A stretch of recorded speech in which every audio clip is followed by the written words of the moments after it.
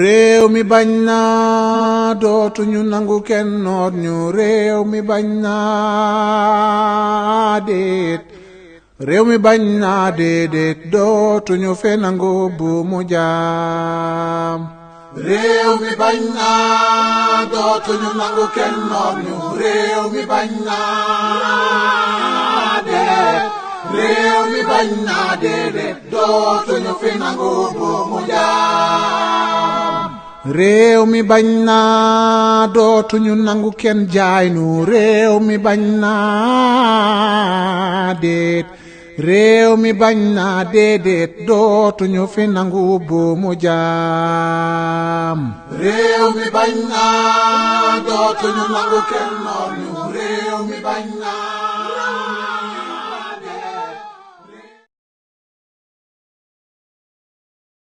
Cet homme, qui ne le connaît pas au Sénégal, son nom alimente les débats dans les villes et les villages, dans les foyers, dans la place publique.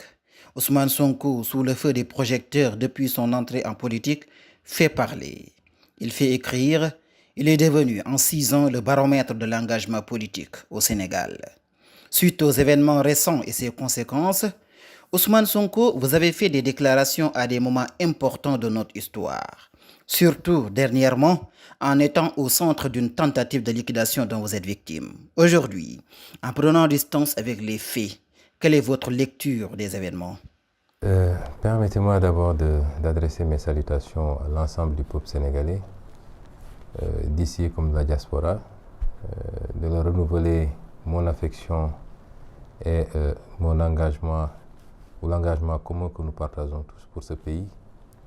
De saluer également tous nos compatriotes africains, puisque nous sommes des panafricains convaincus, pour ne pas dire actifs, et de saluer tous ceux qui pourraient nous suivre partout dans le monde, quelle que soit leur origine ou leur nationalité.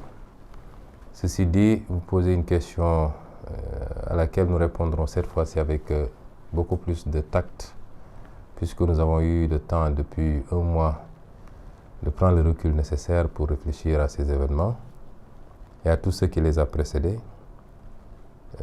Nous avons eu effectivement à nous prononcer parce que nous étions tenus de le faire, mais dans le chaud de l'action, nous avons connu 1 mois et demi, voire 2, tout le Sénégal avec nous d'ailleurs, et tout le monde qui s'est concentré sur ce qui s'est passé au Sénégal. Donc 1 mois et demi assez délicat, pendant lesquels se sont passés au Sénégal les pires événements politiques qu'on ait connus depuis avant l'indépendance jusqu'à ce jour. Il se trouve par la volonté divine que j'étais au cœur de ces événements, quand ma personne est au cœur de ces événements.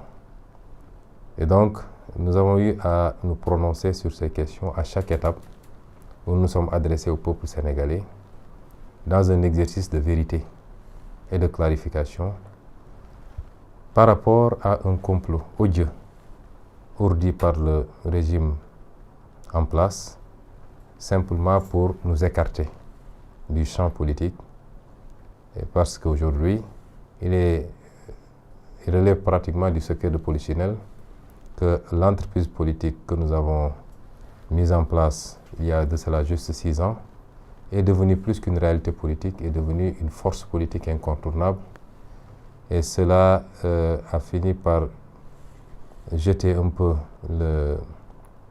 à créer une situation de peur, pour ne pas dire de psychose, chez nos adversaires.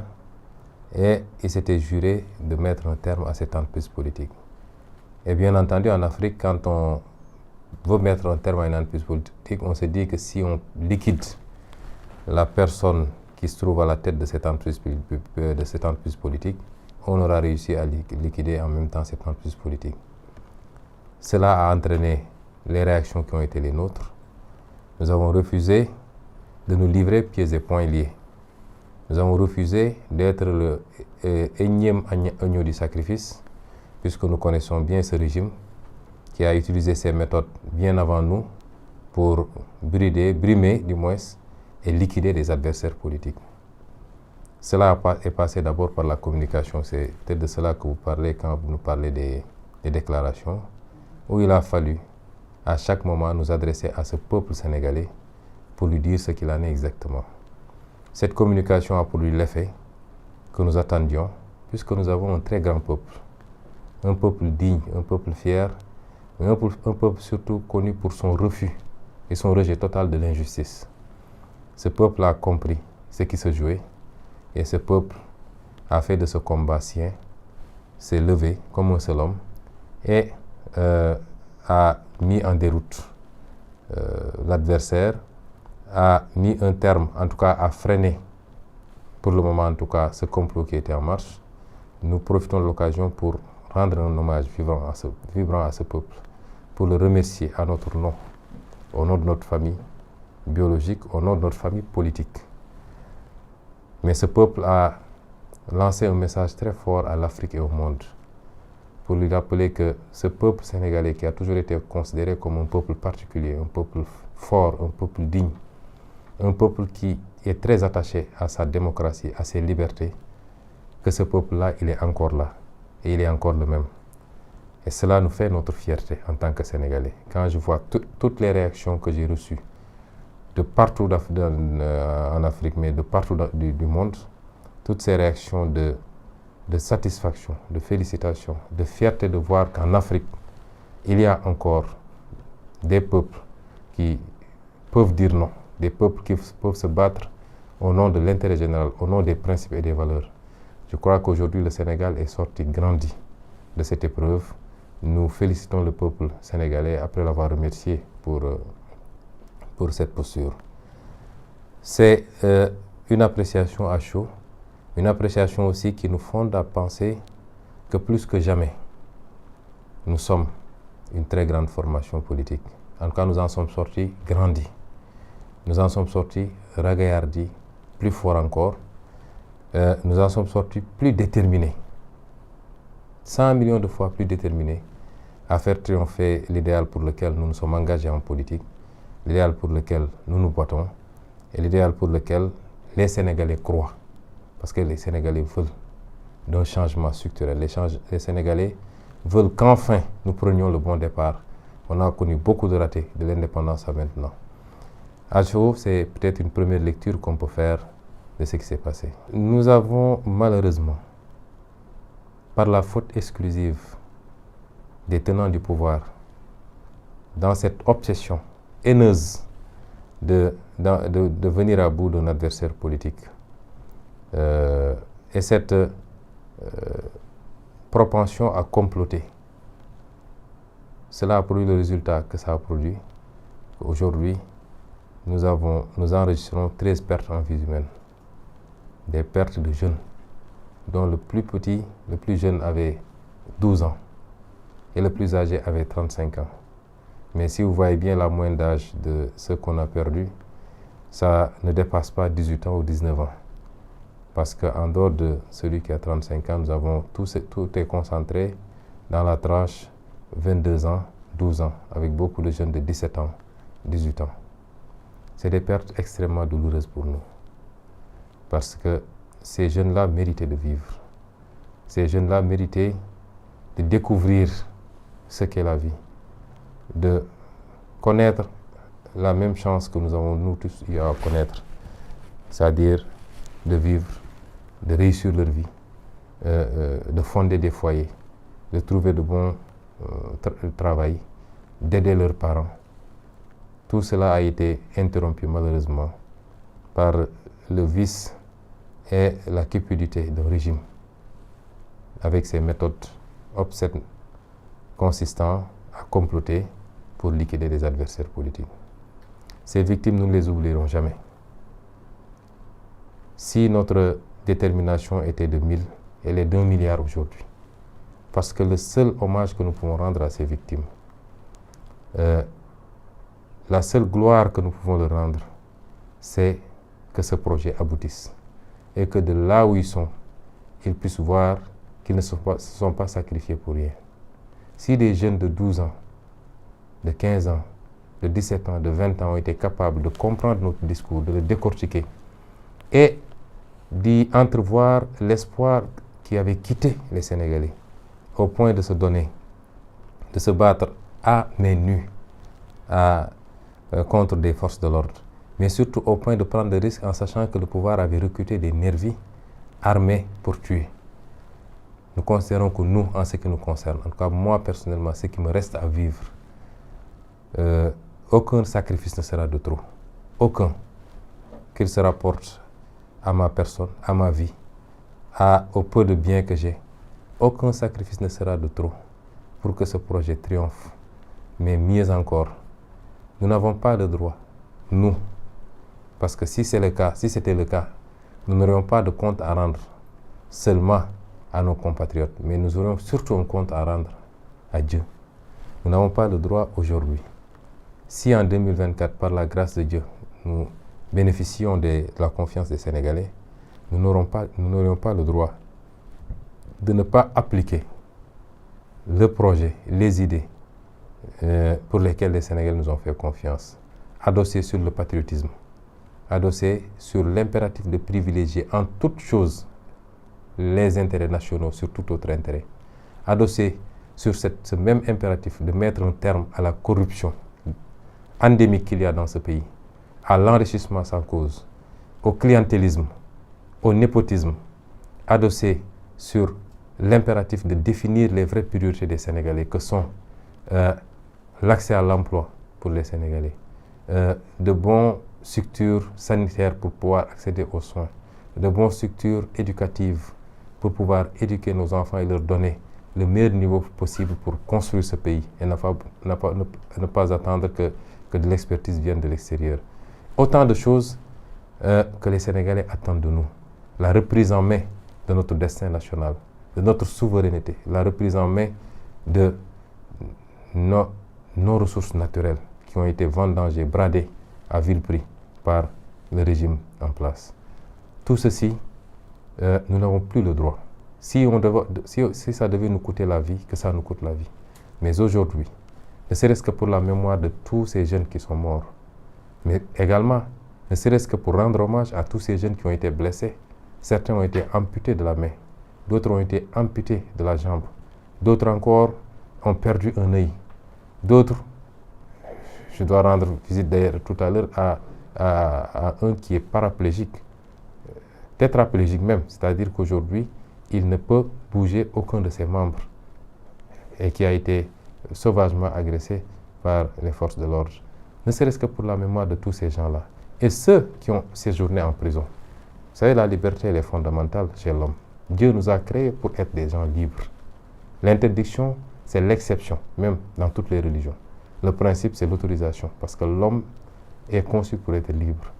Donc, 1 heure de privation de liberté, c'est déjà lourd.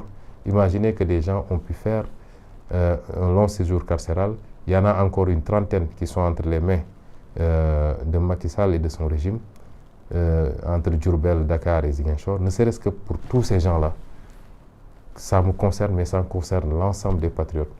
Nous n'avons pas le droit de ne pas faire aboutir ce projet. C'est devenu Au début, quand on démarrait en politique, je disais, nous n'avons pas d'obligation de résultat. Nous avons uniquement une obligation de moyens. Parce que Dieu, dans sa générosité, ne nous oblige jamais à des résultats qui ne dépendent pas totalement et fondamentalement de nous. Même les prophètes, Dieu leur a dit, vous n'avez pas d'obligation de résultat. Vous avez une obligation de moyens, transmettez le message. Celui qui va croire ou celui qui ne va pas croire, ça ne relève pas de vous. C'est ce que je disais tout le temps. Mais aujourd'hui, personnellement, je m'assigne une obligation de résultat. Nous avons. Chaque patriote doit le comprendre. Chaque sympathisant doit le comprendre. Au Sénégal, comme partout en Afrique, nous avons désormais une obligation de résultat par rapport au combat que nous menons. Rappelez également à ces autorités religieuses qu'au moment où nous parlons, il y a encore 22 détenus non libérés qui sont au niveau de la MAC de Diourbel, et les juges d'instruction ne fait montre d'aucun empressement à les entendre et à les libérer, au simple motif qu'ils seraient très remontés du fait de l'incendie du tribunal de Baké. Cela pose un problème également. Il y en a 4 également à Ziguinchor qui n'ont pas été libérés à ce jour. Nous tenons à en informer les autorités religieuses qui avaient entrepris cette médiation heureuse, peut-être qu'ils n'ont pas totalement l'information que Macky Sall et son gouvernement n'ont pas encore totalement respecté leurs engagements sur ce point, comme ils n'ont pas respecté leurs engagements sur quasiment tous les autres points qui ont été soulevés, notamment le respect du calendrier électoral, l'indemnisation des victimes, parmi les plus importants, l'identification et la traduction devant les tribunaux de ces nervis qui ont été recrutés et utilisés par eux pour brutaliser, blesser et certainement tuer des manifestants. Entre autres questions, je crois qu'il y a une plateforme de 10 questions qui ont été remises à l'autorité religieuse. C'est dans la même veine, nous considérons que il ne suffit pas de garder très vivace dans notre mémoire le souvenir de ces martyrs. C'est pas le seul hommage qu'on peut leur rendre. Il ne s'agit pas simplement de dire que ça va alimenter chacun des actes que nous allons poser dans le cadre de notre activité politique pour atteindre l'objectif, mais il faut aussi que justice soit faite. Parce que si vous voyez que ce genre d'acte demeure répétitif, on a l'impression d'une éternelle répétition. Il y en a eu en 2012, il y en a eu dans les universités. Chaque fois qu'il y a des manifestations, il y a mort d'hommes par balle, tirés quelquefois par les forces de l'ordre, tirés d'autres fois par des nervis recrutés par le pouvoir, mais après il n'y a pas de suite.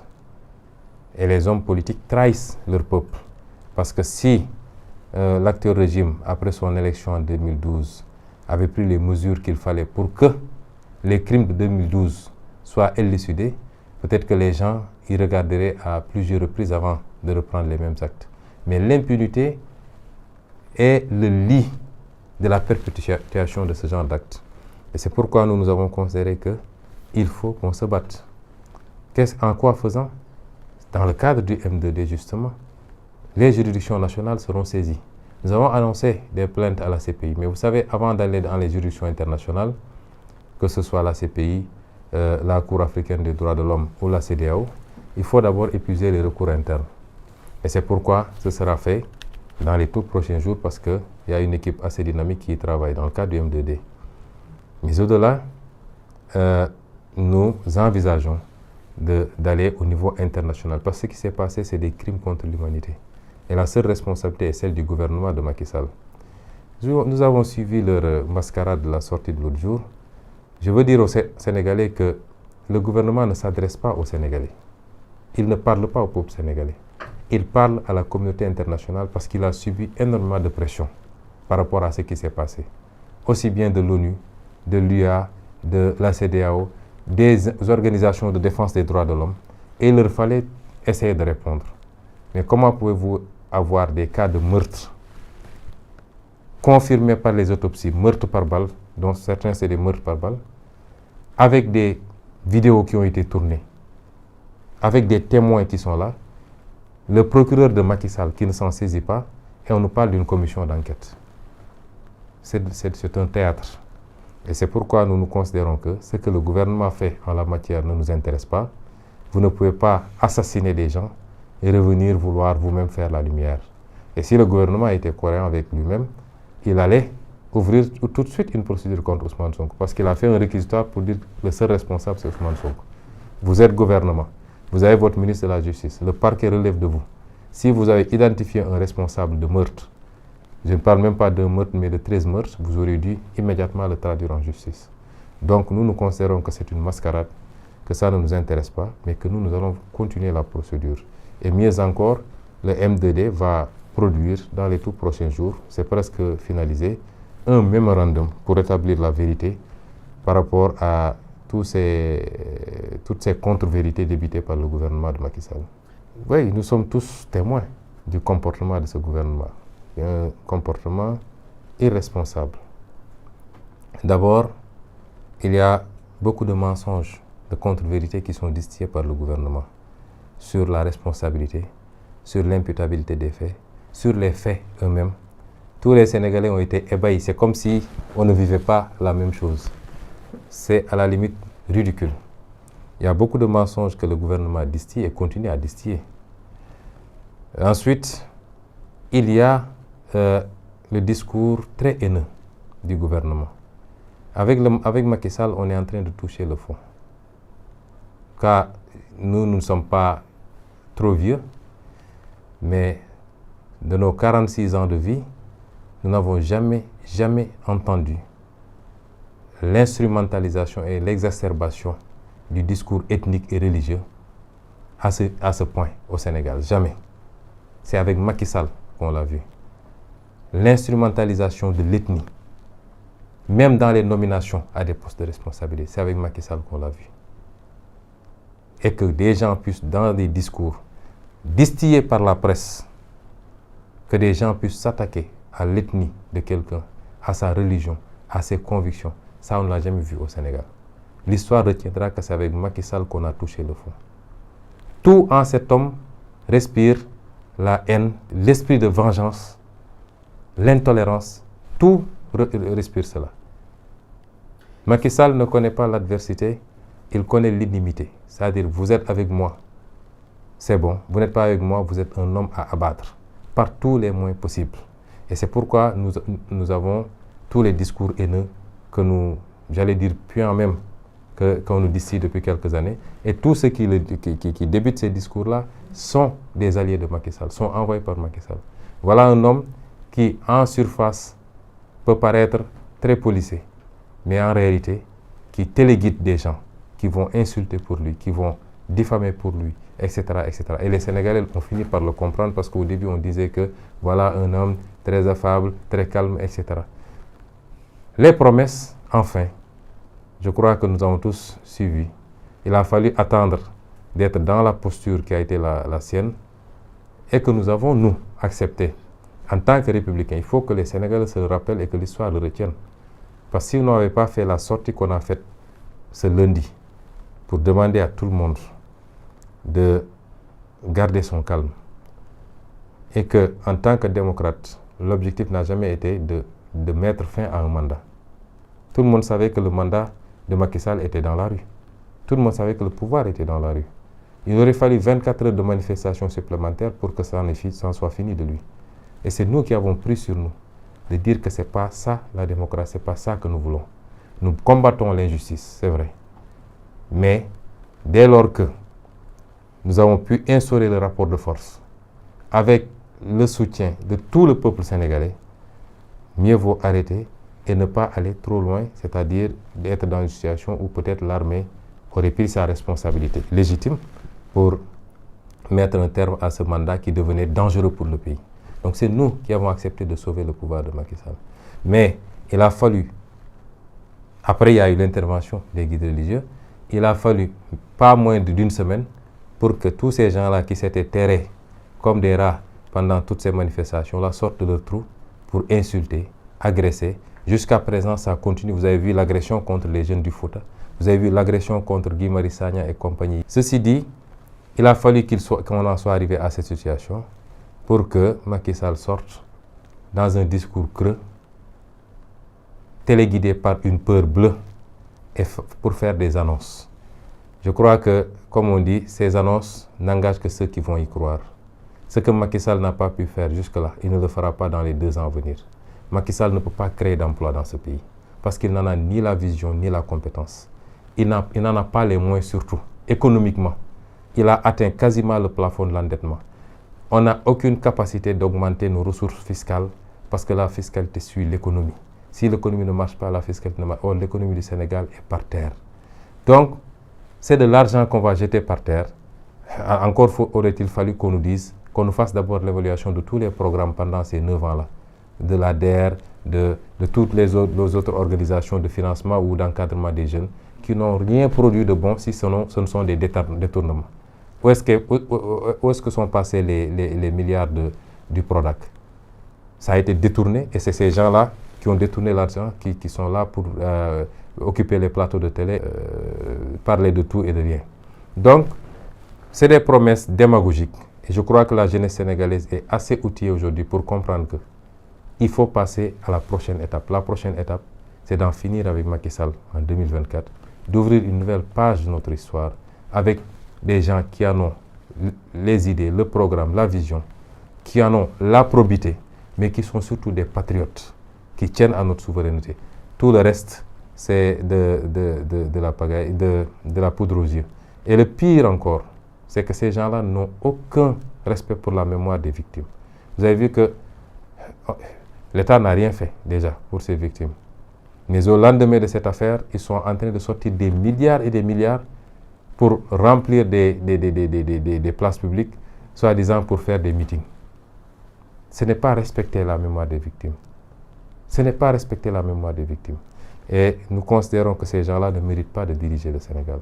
La suite judiciaire, vous savez, j'entends beaucoup de Sénégalais crier, certains en tout cas parler, c'est une minorité heureusement, en disant procès, procès, procès. Qui a peur d'un procès?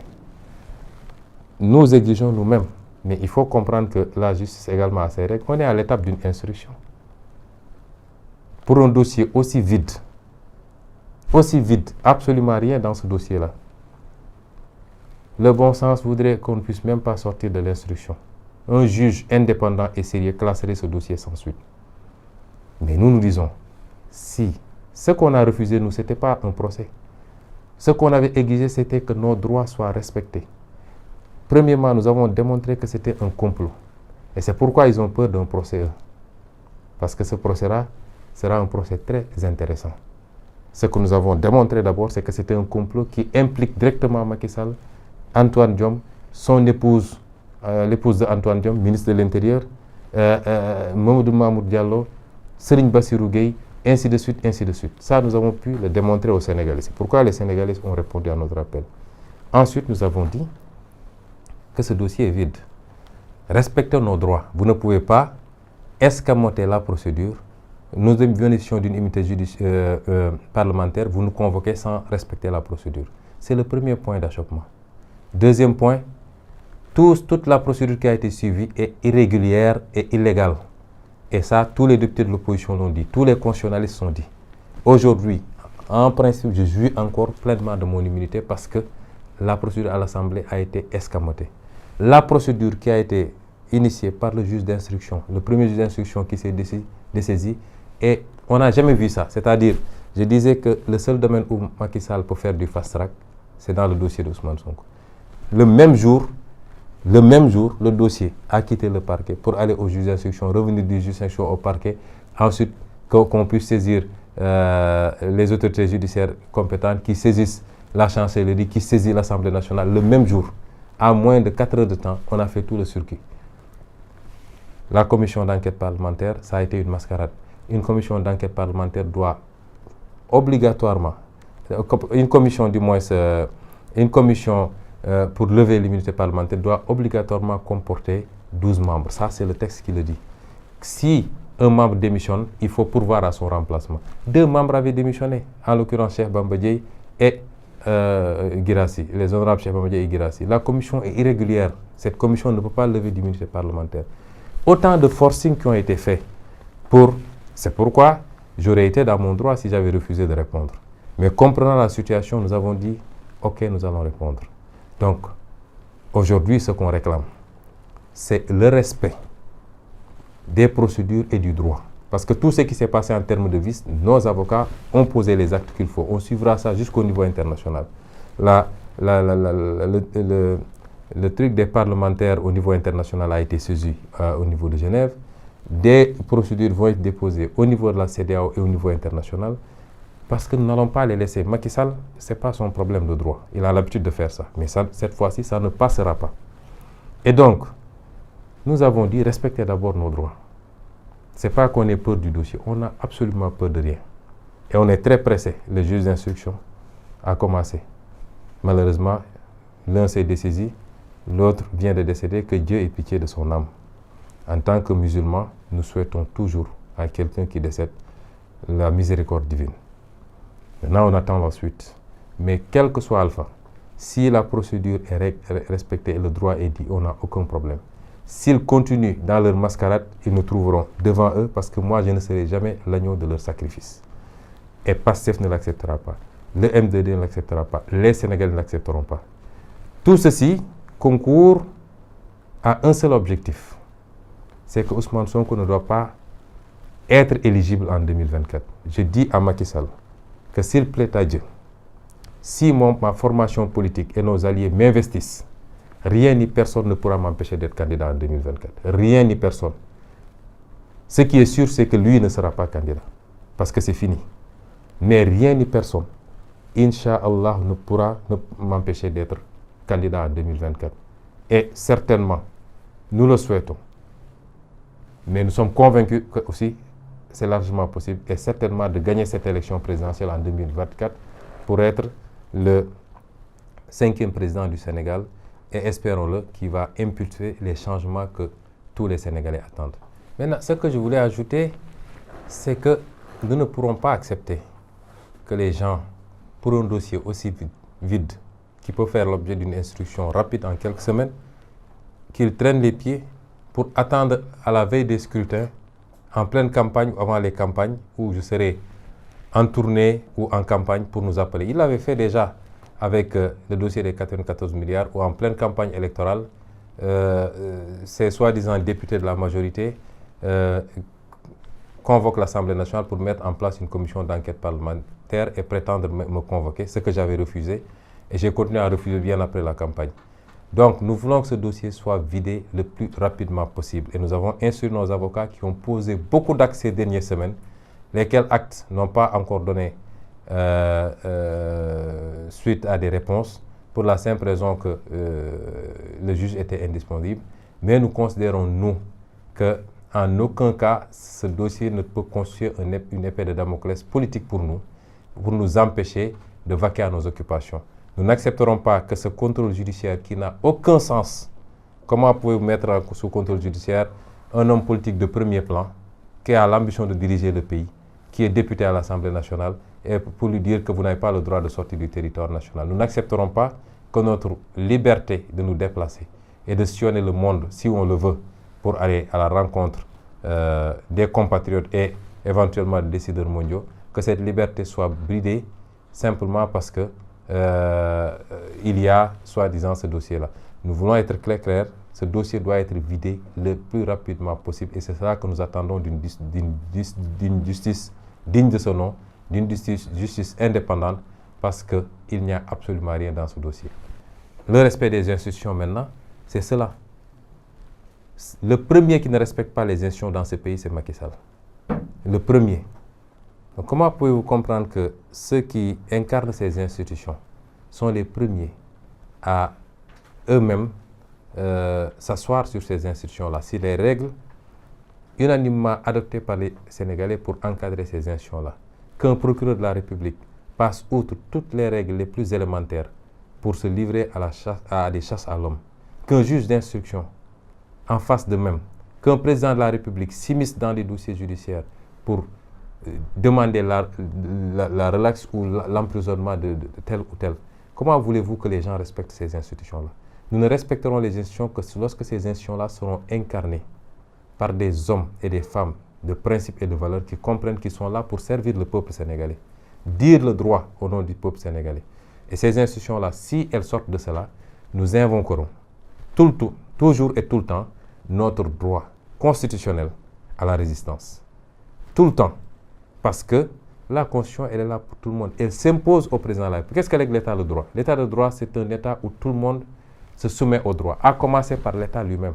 Il se soumet au droit. Et quand on parle de l'État, le premier concerné, c'est le président de la République. Mais quand on a un président de la République qui pense que lui, il est au-dessus de tout, il peut se permettre de faire n'importe quoi, à partir de ce moment, il nous trouvera devant lui et on invoquera notre droit à la résistance. Et il a goûté à ce droit à la résistance. Ceci dit, nous avons théoriquement de bonnes institutions, mais les hommes qui incarnent ces institutions, je suis désolé de le dire, sont une calamité, que ce soit au niveau du pouvoir judiciaire, pas tout le pouvoir judiciaire, il y a d'excellents magistrats dignes, et ils sont plus nombreux d'ailleurs. Malheureusement, comme partout ailleurs dans nos administrations, on prend ce qu'il y a de plus de plus exécrable, le terme n'est pas trop fort, dans les professions pour les mettre à des positions de travail d'où ils reçoivent des ordres complètement aux antipodes des bonnes pratiques pour être au service d'un exécutif. Et donc, c'est ça le problème aujourd'hui du Sénégal, aussi bien au niveau du pouvoir législatif, du pouvoir judiciaire que du pouvoir exécutif. Et c'est pourquoi nous disons que tant que nous aurons en face de nous ces gens-là, je suis désolé, je ne serai pas ces hommes politiques qui se livreront poings et pieds en disant respect des institutions.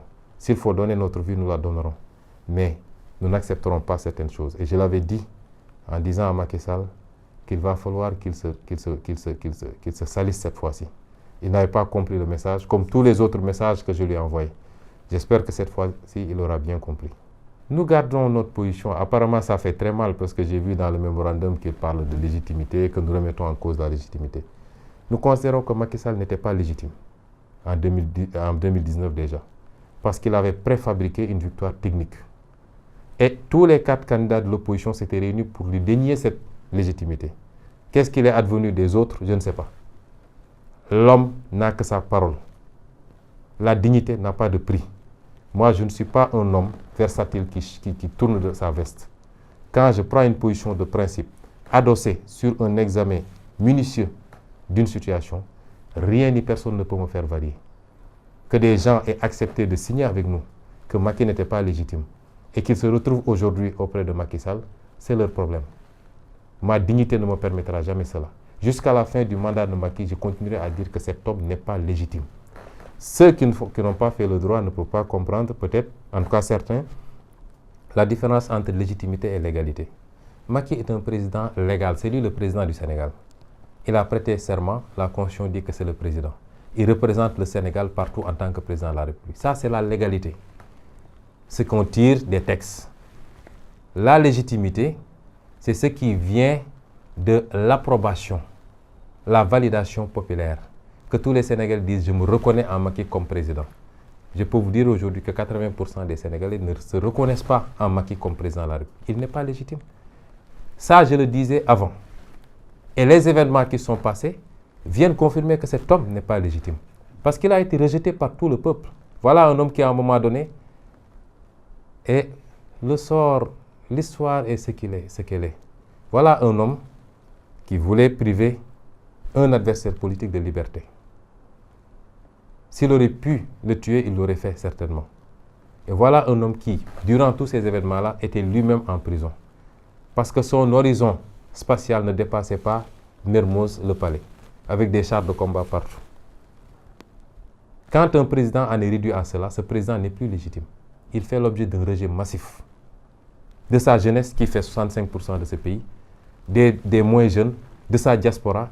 Et on ose nous dire pourquoi nous disons que Macky Sall n'est pas légitime. Je continuerai à dire que Macky Sall est le président légal jusqu'au terme de son mandat. Et nous lui souhaiterons de terminer ce mandat en paix. Mais il n'aura jamais la légitimité en face de moi. Quand on organise des élections, en étant le seul à tenir le fichier électoral, à l'avoir préparé, à trier à qui on va remettre une carte d'électeur et à qui on va la refuser, vous ne pouvez pas dire que vous avez gagné cette élection. Vous avez truqué l'élection et vous n'êtes pas légitime. Et je ne vois pas en quoi ça peut heurter. Ablaye Wade, de 88 à 93, a toujours refusé les victoires de Abdou Diouf. Ça ne l'a pas empêché à un moment donné même d'aller dans le gouvernement d'Abdou Diouf. Ça ne l'a pas empêché de l'appeler Monsieur le Président s'il le voulait. Parce qu'il lui refusait la légitimité. Mais il reconnaissait que légalement, c'est le Président de la République.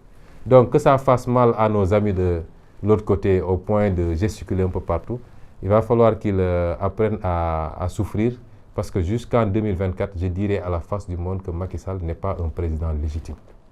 Il n'est pas le président légitime du Sénégal, en tout cas pas le mien. Et je considère que 80 ou 90% des Sénégalais considèrent qu'il n'est pas légitimement le président. Il ne représente pas l'image ou le souhait que les Sénégalais formulent, l'image qu'ils projettent de ce que doit être le président de la République.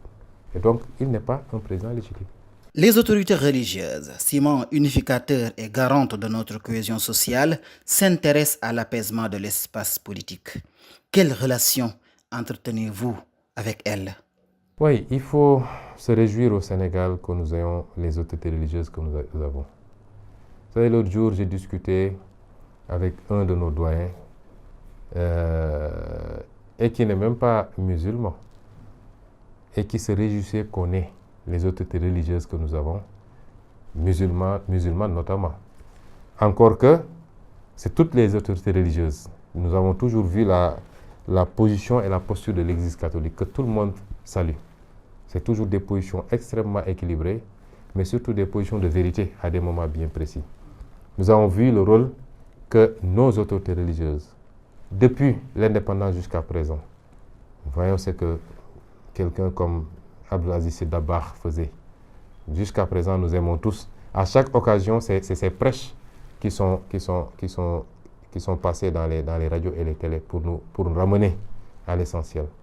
Nous avons vu ce que Seigneur Muntaha vient de faire dans ce dossier bien précis, qui nous a permis d'avoir ce calme que nous avons. C'est une chose qu'il faut saluer, qui manque à beaucoup de pays africains, pour ne pas dire aux autres pays africains, et même aux autres pays du monde. Il faut continuer à le saluer et à y travailler, parce qu'il n'y a jamais un acquis définitif. Il faut savoir sauvegarder des acquis. C'est pourquoi d'ailleurs dans notre programme de 2019, j'avais inscrit l'institutionnalisation des relations entre la religion et l'État. Parce qu'il faut donner un statut officiel à ces... C'est des institutions. C'est des institutions au même titre que le président de la République. Et il ne faut pas attendre que le pays brûle pour aller leur demander leur intervention. Il faut mieux les associer, pas seulement sur des questions de ce genre, mais sur toutes les politiques qu'on veut faire. S'ils agréent ces politiques-là et s'ils s'y engagent, ça accompagne un gouvernement. Si vous voulez avoir une bonne politique agricole, les plus grands agriculteurs au Sénégal, c'est qui? C'est nos autorités religieuses. Avec une bonne communication, je pense qu'on peut faire de grandes choses avec elles. Donc, sans féliciter, personnellement, ça n'a pas été facile. Il faut dire les choses telles quelles. Parce que ceux que j'ai en face de moi avaient et continuent à faire un très sale travail auprès de ces autorités religieuses. Tantôt, je suis présenté comme un salafiste, tantôt comme quelqu'un qui veut éteindre les foyers religieux, tantôt comme quelqu'un qui est financé de l'étranger, ainsi de suite. Tout ça nous a malheureusement suivi jusqu'à présent, parce que ça a pu faire, il faut dire les choses telles quelles, ça a pu faire son effet auprès de certaines autorités religieuses, certaines n'ont même pas pris le temps de me connaître, de m'entendre, de savoir qui c'est. Mais le gouvernement de Macky Sall, jusqu'au moment où je vous parle, dans beaucoup de foyers religieux, il y a des gens qui sont prépositionnés uniquement pour répéter ce genre de discours auprès de ces autorités religieuses. Je considère qu'il y a une évolution, on rend grâce à Dieu. Je crois qu'aujourd'hui, nous avons des relations au beau fixe avec toutes les autorités religieuses, de toutes les religions confondues, de toutes les tariqas confondues. Nous allons continuer à y travailler, mais nous voulons conclure ce chapitre pour dire à ces autorités religieuses qu'ils doivent plus que jamais veiller, parce que la situation demeure très précaire. Quand le Khalife général des Mourides a envoyé ses émissaires, la phrase qui m'a le plus frappé, c'est que dès l'introduction, Seigne Bassirou Porokhane, que j'ai découvert, un homme extraordinaire, un guide religieux, au vrai sens du terme, totalement détaché des choses mondaines, la phrase qui m'a le plus frappé, il a dit, le Khalife en nous envoyant a dit, si vous avez deux personnes qui se battent, vous ne pouvez pas tenir les mains de l'une d'elles et laisser l'autre continuer à frapper. Nous avons dit, d'accord, donc il faut neutraliser les deux parties et pouvoir faire l'arbitrage. Nous avons accepté de surseoir à beaucoup de choses. Mais jusqu'à présent, vous avez vu le comportement totalement irresponsable de l'autre camp, qui continue à violenter, à insulter, à diffamer, à raconter n'importe quoi. Les Sénégalais sont tous témoins. Et nous considérons que, en tout cas, nous disons à ces autorités religieuses qu'il ne faudrait pas peut-être attendre que les choses se détériorent encore une fois, et qu'il est temps qu'on puisse neutraliser tout le monde dans l'intérêt du Sénégal, neutraliser dans le bon sens du terme, c'est-à-dire ne pas permettre, ne pas laisser une des parties pouvoir se permettre certaines choses, parce que la réaction risque de se déclencher à tout moment et ce serait déplorable, parce que ce que le Khalife a fait, c'est formidable, ça nous a permis d'avoir l'apaisement que nous avons. Le M2D est une organisation qui est né de manière quasiment spontanée à la veille du déclenchement de tout ça, et qui s'est substitué à beaucoup d'autres, qui a occupé un vide qui était là, parce qu'il y a un déficit organisationnel de l'opposition dans sa globalité. Mais la particularité du M2D, c'est qu'il regroupe des partis politiques, des mouvements citoyens, des activistes, en tout cas tout ce que le Sénégal recèle de personnes de qualité, d'initiatives en faveur de la défense des droits et de la démocratie. C'est lié en tout cas de féliciter cette organisation, de les remercier également, parce que quoi qu'on puisse dire, ça s'est constitué pour défendre de manière générale les droits et la démocratie, mais ça s'est constitué par rapport à une affaire qui me concernait particulièrement. Et nous félicitons cette organisation, nous la remercions, nous l'encourageons, parce que le combat n'était pas seulement lié à l'affaire d'Ousmane Sonko. Je disais tantôt qu'il nous faut prendre enfin le bon départ. Le Sénégal et les Sénégalais ne supporteraient pas un énième faux départ. Et pour cela, il faut que toutes les forces vives de la nation se retrouvent non pas autour d'un homme, parce que les hommes importent très peu, mais qu'elles se retrouvent autour de projets, de visions, d'idéaux, pour dire non et pour dire qu'il faut en finir avec certaines pratiques. Nous avons notre page d'histoire, nous, à écrire par rapport à l'avenir de nos enfants et de nos petits-enfants. Nous leur souhaitons un meilleur Sénégal. Et cela passe par la réussite, cette fois-ci, non pas d'une alternance simplement, mais beaucoup plus d'une alternative. Et cette alternative-là ne peut pas être politicienne. Elle ne peut pas être l'affaire d'un parti politique, d'un homme politique. Elle doit être une affaire d'un peuple qui doit faire un consensus large sur ce qu'il veut, ce qu'il attend de son devenir, quel modèle. On ne se pose pas souvent ces questions-là. Quel modèle nous voudrons avoir dans ce pays-là? Le modèle politique, le modèle socio-culturel, le modèle économique. Et c'est cela qui est important dans le M2D. Je pense que ça s'est conçu par rapport à une circonstance particulière, mais tous les acteurs considèrent que nous devons transcender cette affaire rapidement, mais continuer à être concentrés sur ce que doit être le Sénégal. Donc vous me permettrez en tout cas de féliciter, de remercier et d'encourager tous nos partenaires du M2D, parce que notre parti est simplement une des parties prenantes de ce vaste mouvement. Aujourd'hui, des Sénégalais de tous bords, sans distinction aucune, viennent vers PASTEF et s'approprient le projet. Qu'en est-il de l'organisation du parti, de ses activités? Oui, vous me permettrez là également de rendre un vibrant hommage à notre parti. Je le dis tout le temps, je m'honore d'être à la tête de ce parti. Et il m'arrive régulièrement de me dire, je ne le mérite même pas. Ce parti est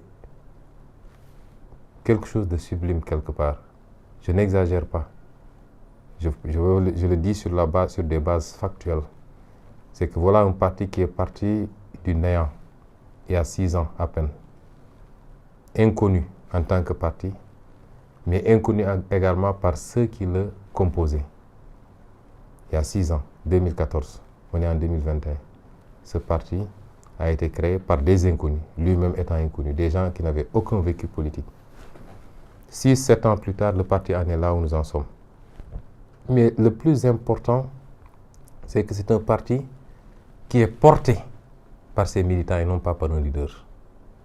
Peut-être les 3 premières années, nous avons fait, nous, un travail en tant que leader pour réveiller en beaucoup de Sénégalais ceux qui sommeillaient et pour rassembler les Sénégalais qui avaient la même vision des choses. Les patriotes, il y en a partout, il y en a encore partout qu'il faut rassembler, mais qui n'avaient pas un cadre qui leur permettait de se retrouver autour de ces principes patriotiques.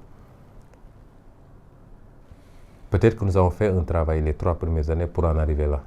Mais j'ai pu dire que depuis quelques années, c'est le parti, c'est les militants du parti qui portent ce parti, qui font 10 000 fois plus et mieux que nous. Et ça, c'est une fierté. Je veux féliciter chacun et chacune de ces militants. Tous les responsables au niveau national, au niveau départemental, au niveau communal, tous les responsables de la diaspora, mais tous les militants, sans lesquels ces responsables d'ailleurs ne représenteraient pas grand-chose. je veux les féliciter, les remercier et leur dire surtout qu'il faut qu'on continue ce travail. Nous sommes très proches du but. Le but n'étant pas de prendre le pouvoir pour en jouir, comme le conçoivent beaucoup d'acteurs politiques, mais le but, c'est d'accéder au levier de la décision pour transformer ce pays, pour mettre un terme à tout ce que j'ai dit, mais pour impulser une nouvelle dynamique basée sur l'amour de la patrie. Nous ne sommes plus très loin du but. C'est maintenant qu'il faut qu'on resserre les rangs. Nous avons devant nous des obstacles, parce que nos ennemis, parce que quand on en arrive à certains niveaux, on n'est plus dans l'adversité. Nos ennemis sont aussi bien au niveau national que peut-être hors de ce pays. Et ils se sont jurés que ce projet n'aboutira pas. Et ils savent qu'on est à 3 ans peut-être de l'aboutissement de ce projet. Il nous faut tous être vigilants, solidaires. Il nous faut rester concentrés sur l'essentiel. Certes, comme toute organisation humaine, quand vous rassemblez des gens, il y a des divergences. C'est tout à fait normal. Nous ne pouvons pas tous avoir la même façon de voir tout. Nous ne pouvons pas tous avoir la même conception de tout. Il peut y avoir le choc des ambitions. C'est tout à fait naturel. Moi, ça ne me gêne pas que des gens aient des ambitions. Si l'ambition est saine, si on pense avoir quelque chose à donner pour son pays, c'est tout à fait normal. Encore que le parti s'est doté de règles pour départager démocratiquement ces ambitions-là. Mais il ne faut pas que nous perdions du temps, ou qu'alors que par des comportements dissidents ou des comportements de querelle interne, que nous sapions les fondements de ce projet qui dépasse maintenant le Sénégal, qui est un projet africain. Il nous faut rester très concentrés sur l'essentiel. Nos personnes n'ont pas d'importance. Nos égos, nous devons les laisser de côté.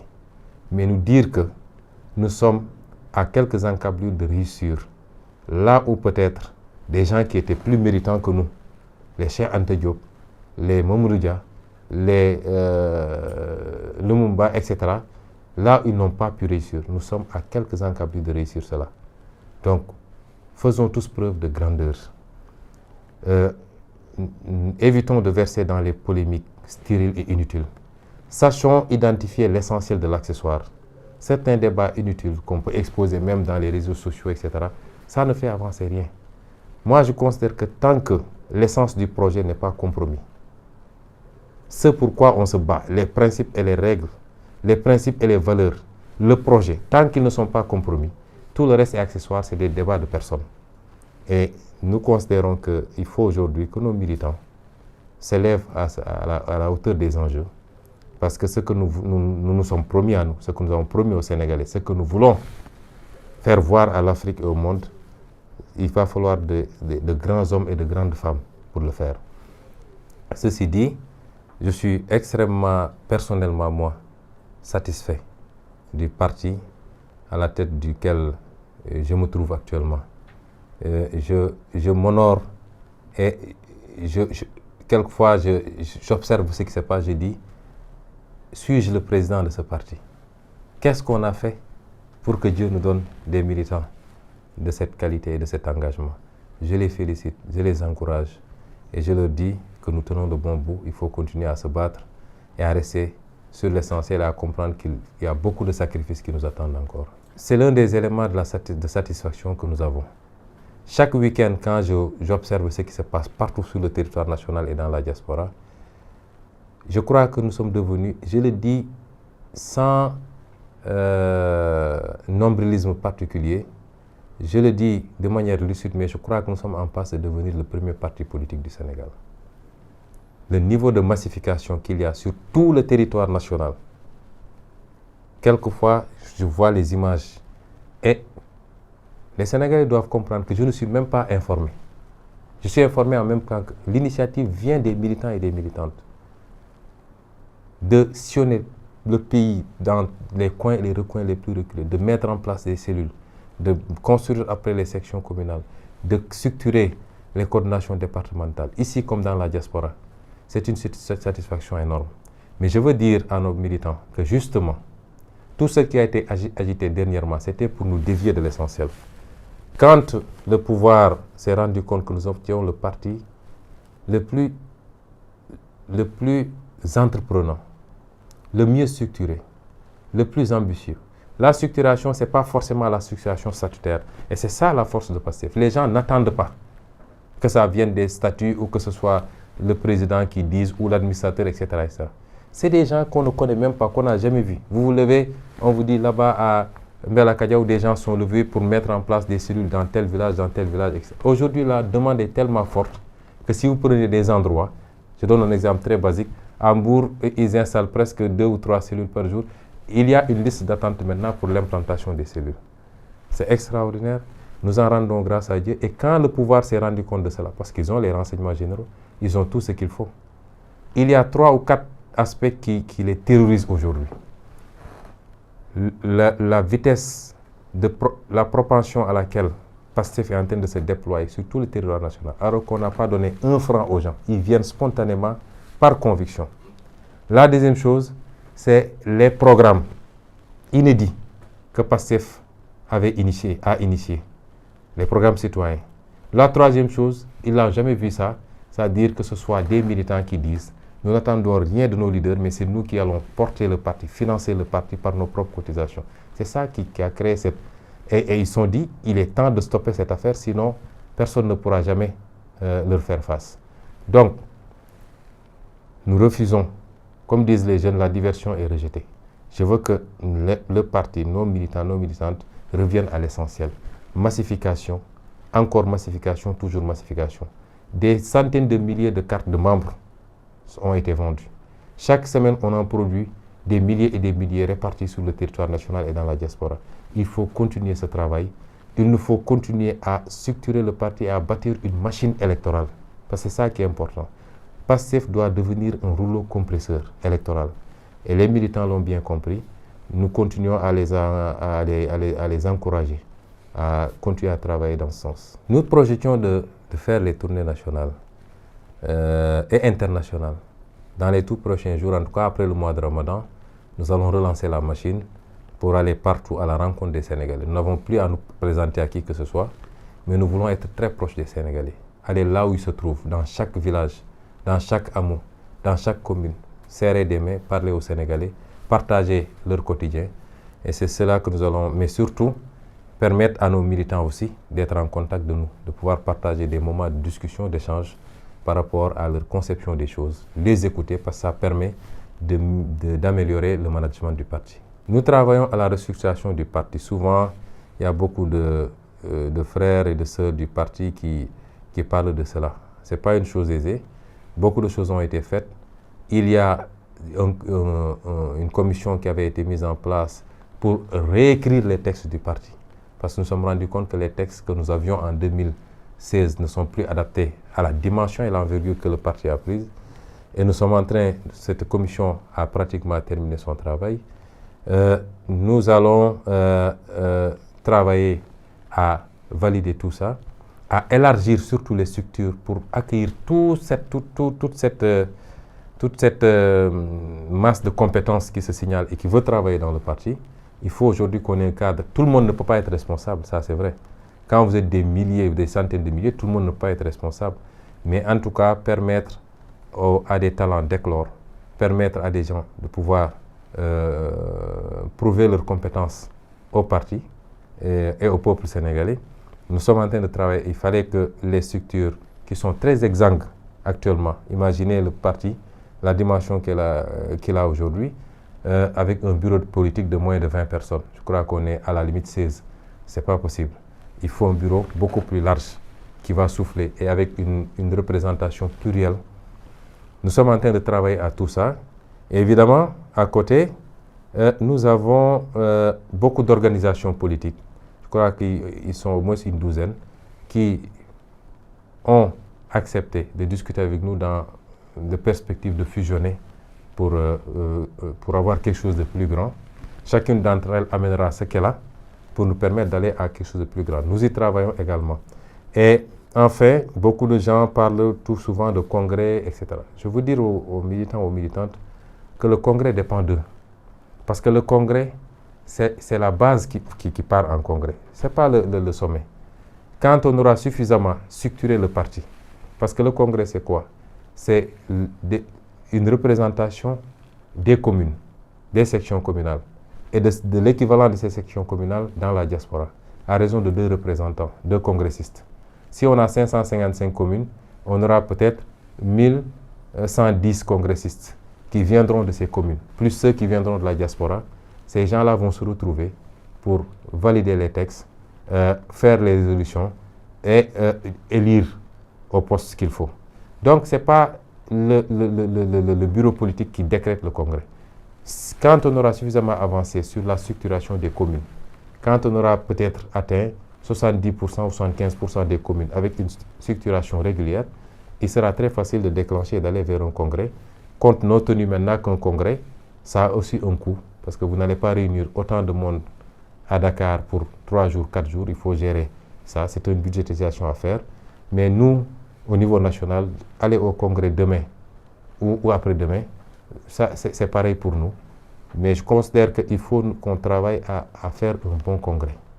C'est ça le plus important. Un congrès qui permette de se coller au texte du parti, mais un congrès surtout qui va nous permettre d'en sortir grandi. Et tout dépend des militants. Je crois qu'au niveau des départements, il y a un travail qui se fait. Les gens sont en train de vendre les cartes de membres, de créer les cellules, de structurer les sections. Et nous osons espérer que très bientôt, on pourra aller vers ce congrès. Ça également, c'est l'un des éléments fondamentaux d'ailleurs qui crée la panique chez nos adversaires. On n'avait pas l'habitude de voir ça. Nous allons continuer à initier, à impulser ces programmes citoyens. J'en profite d'ailleurs pour annoncer l'acte 2 des vacances agricoles patriotiques. L'année dernière, nous avions attendu la veille de l'hivernage, pour ne pas dire même, parce que l'hivernage s'était déjà installé dans le sud du pays. Je crois que c'est le 6 juin que j'avais annoncé les vacances agricoles patriotiques, en disant même si on a 1 ou 2 périmètres expérimentaux, c'est déjà bon. C'est pourquoi on l'avait appelé année 0. Donc cette année, c'est la première année en réalité, donc je dois dire phase 1. Dieu, par la grâce de Dieu, l'année dernière, ça nous a surpris. L'engouement, l'engagement des militants et des militantes partout sur le territoire national. Des centaines et des centaines d'hectares ont été cultivés avec un résultat extraordinaire. On va avoir dans quelques jours, peut-être la semaine prochaine, le rapport d'évaluation de cette première année. Mais cette année, nous avons dit, il ne faut pas attendre la veille de l'hivernage. Donc j'en profite pour dire à tous les militants, à toutes les militantes, que dès à présent, nous lançons la première phase des vacances agricoles patriotiques qui devrait se dérouler sur tout le territoire national. J'en profite pour lancer un appel à toutes les bonnes volontés pour accompagner cette activité citoyenne. Parce que ce que nous avons voulu à travers cette activité, c'est de matérialiser le don de soi pour la patrie. C'est déjà de dire, au lieu d'attendre, comme disait l'autre, de l'État, au lieu d'attendre tout de l'État, au lieu de se dire qu'est-ce que mon État ou mon pays peut faire pour moi, commençons déjà, même si on n'a pas encore les leviers du pouvoir, à nous dire qu'est-ce qu'on peut faire pour notre pays. Et si aujourd'hui on parvient à former nos militants ou nos militantes, particulièrement la jeunesse, à cet esprit, soyez sûr que demain, si on a les leviers du pouvoir, quand on les convoquera à des activités citoyennes de don de soi pour sa patrie, nous les aurons par millions. Et c'est pourquoi c'est extrêmement important ce genre d'activité pour nous. Nous lançons donc à compter d'aujourd'hui cette phase 2. Le comité technique qui y travaille va dévoiler un peu la stratégie tenant compte des leçons que nous avons tirées l'année dernière. Mais nous lançons également un appel à toutes les bonnes volontés. Toute contribution est bonne, que ce soit d'ordre financier, parce que nous voulons cette année accompagner tous les projets en les aidant à accéder aux intrants, la semence, les engrais, etc.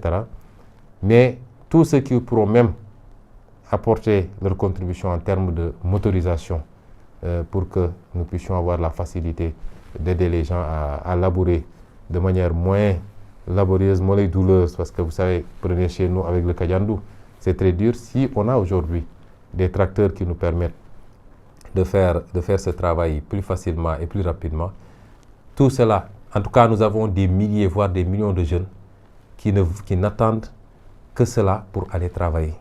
et produire. Et c'est ça le modèle que nous voulons présenter au Sénégal demain. Donc ça, c'est extrêmement important.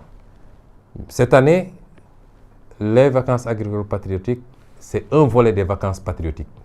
Le concept, c'est les vacances patriotiques, de manière générale. À l'intérieur, il y aura vacances agricoles patriotiques, il y aura les vacances médicales patriotiques. Nous avons aujourd'hui plus de 120 médecins, sages-femmes, infirmiers. Un excellent programme a été conçu et sur tout le territoire national, nous allons dérouler. Il y aura les programmes de circoncision massive où on va réunir les jeunes garçons, les enfants de sexe mâle pour faire les circoncisions à nos frais. Il y aura des activités d'opération de cataracte. Il y aura des activités de dépistage. Tout cela sera gratuit et sera pris totalement en charge. Il y aura des activités de don de médicaments également. Le programme a été présenté, validé et je félicite tous ces médecins patriotes, tout ce personnel de santé patriote. Et nous allons démarrer également ce volet-là cette année. À côté de ça maintenant, il y a les volets citoyens au sens restreint du terme, c'est-à-dire les opérations de don de sang que nous avions initiées l'année dernière. Nous continuons à appeler les patriotes à aller massivement dans les banques de sang pour donner de leur sang, pour sauver des vies. Mais il y a également les opérations de nettoiement des lieux publics. Tout ça, c'est des activités qui vont entrer dans le cadre global de ce qu'on appelle maintenant les vacances patriotiques, où il y aura des rubriques et des segments. Mais nous appelons toutes les bonnes volontés à accompagner cela parce que ça va dans le bon sens, c'est-à-dire dans le sens du dévouement à sa communauté, du dévouement à son pays. Et c'est cela que nous attendons des populations sénégalaises. Le quatrième volet de ces vacances patriotiques, c'est l'organisation des cours de vacances. Vous savez, l'année dernière, on l'avait organisé et les enseignants patriotes, le mouvement des enseignants patriotes du Sénégal avait initié sur les 45 départements d'offrir aux élèves, particulièrement ceux-là des milieux les plus défavorisés, la possibilité de faire des cours de rattrapage, ce qui est communément appelé des cours de vacances, pour leur permettre de rehausser leur niveau, qui en langue ou en mathématiques ou en SPT ou dans toutes les autres disciplines. Et nous comptons réitérer cela cette année avec le même mouvement des enseignants patriotes et le mouvement des cadres du parti également, parce qu'il est même possible que ça se fasse au niveau de l'enseignement supérieur. Nous comptons en tout cas réitérer cela, ce qui constituerait le quatrième volet. Et nous disons aux autorités administratives, aux autorités étatiques, de savoir garder leur calme, parce qu'à chaque fois que PASTEF a fait preuve d'innovation, toutes les initiatives que nous prenons, c'est des innovations sur la scène politique. Nous n'avions pas l'habitude de voir des acteurs politiques, des formations politiques procéder de la sorte. Et à chaque fois que nous prenons ce genre d'initiative, ça a tendance à attirer l'ire et la colère noire du gouvernement, totalement dépassé par ces initiatives, comprenant l'impact également sociopolitique de ces initiatives. Et à chaque fois, c'est des menaces qui sont adressées à notre formation politique. Ce fut le cas lorsque nous avons lancé la campagne de levée de fonds. Ce fut le cas également l'année dernière avec ces cours de vacances qui étaient organisés. Le ministère de l'Éducation nationale avait sorti un communiqué. Ça a été le cas même lorsque la section communale des HLM avait pris l'initiative d'offrir des formations à des jeunes et de mettre en place un système de financement pour permettre à ces jeunes-là d'accéder à des outils de travail, notamment des mototricycles. Et on avait eu un communiqué du ministère des Finances considérant que nous étions de pratiquer illégalement des activités financières, ce qui n'était pas le cas. Il faut que l'État sache raison garder.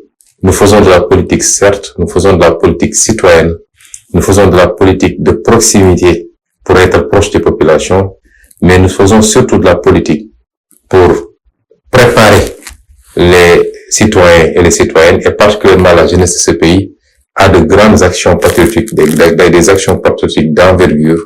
Si demain nous accédions au pouvoir, c'est de pouvoir compter sur des patriotes qui, avant de se demander qu'est-ce qu'on peut attendre de notre État, vont se dire qu'est-ce que je peux faire pour mon pays.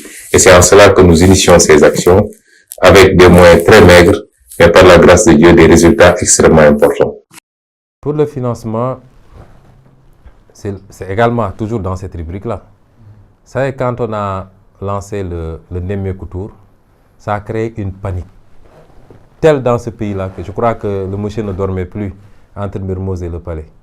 Et vous avez entendu les déclarations de ce prématuré politique à qui on a fait endosser un costume trop grand pour lui, le ministère de l'Intérieur, nous menaçant de dissolution. Vous voyez ce petit-là dire qu'il va dissoudre Pastef. Parce que nous avons appelé les Sénégalais à contribuer. C'est inimaginable.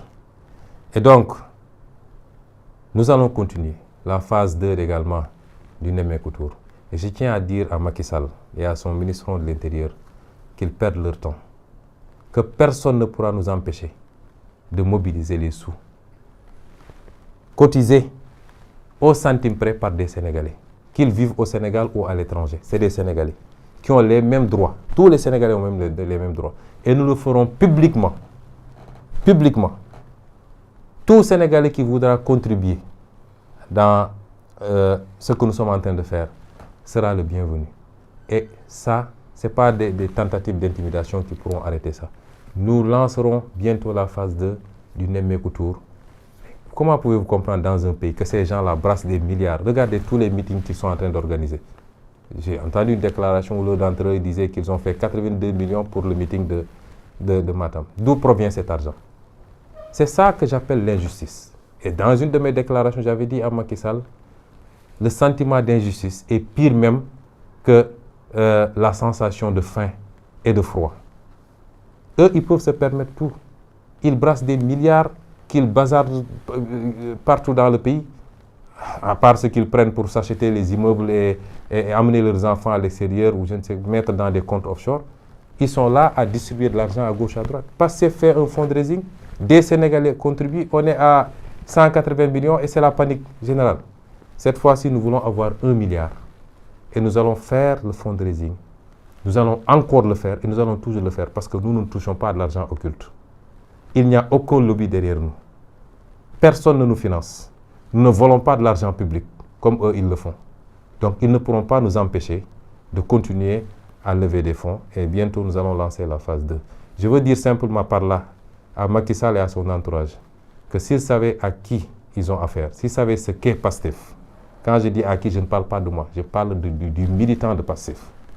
Je parle de l'organisation. S'ils savaient à qui ils ont affaire, ils arrêteraient leur gesticulation inutile en pensant pouvoir nous intimider. À chaque fois qu'ils se livrent à ces enfantillages, ça ne fait que renforcer la détermination des patriotes. Nous avons atteint un niveau où effectivement la sécurité devient une préoccupation essentielle, centrale.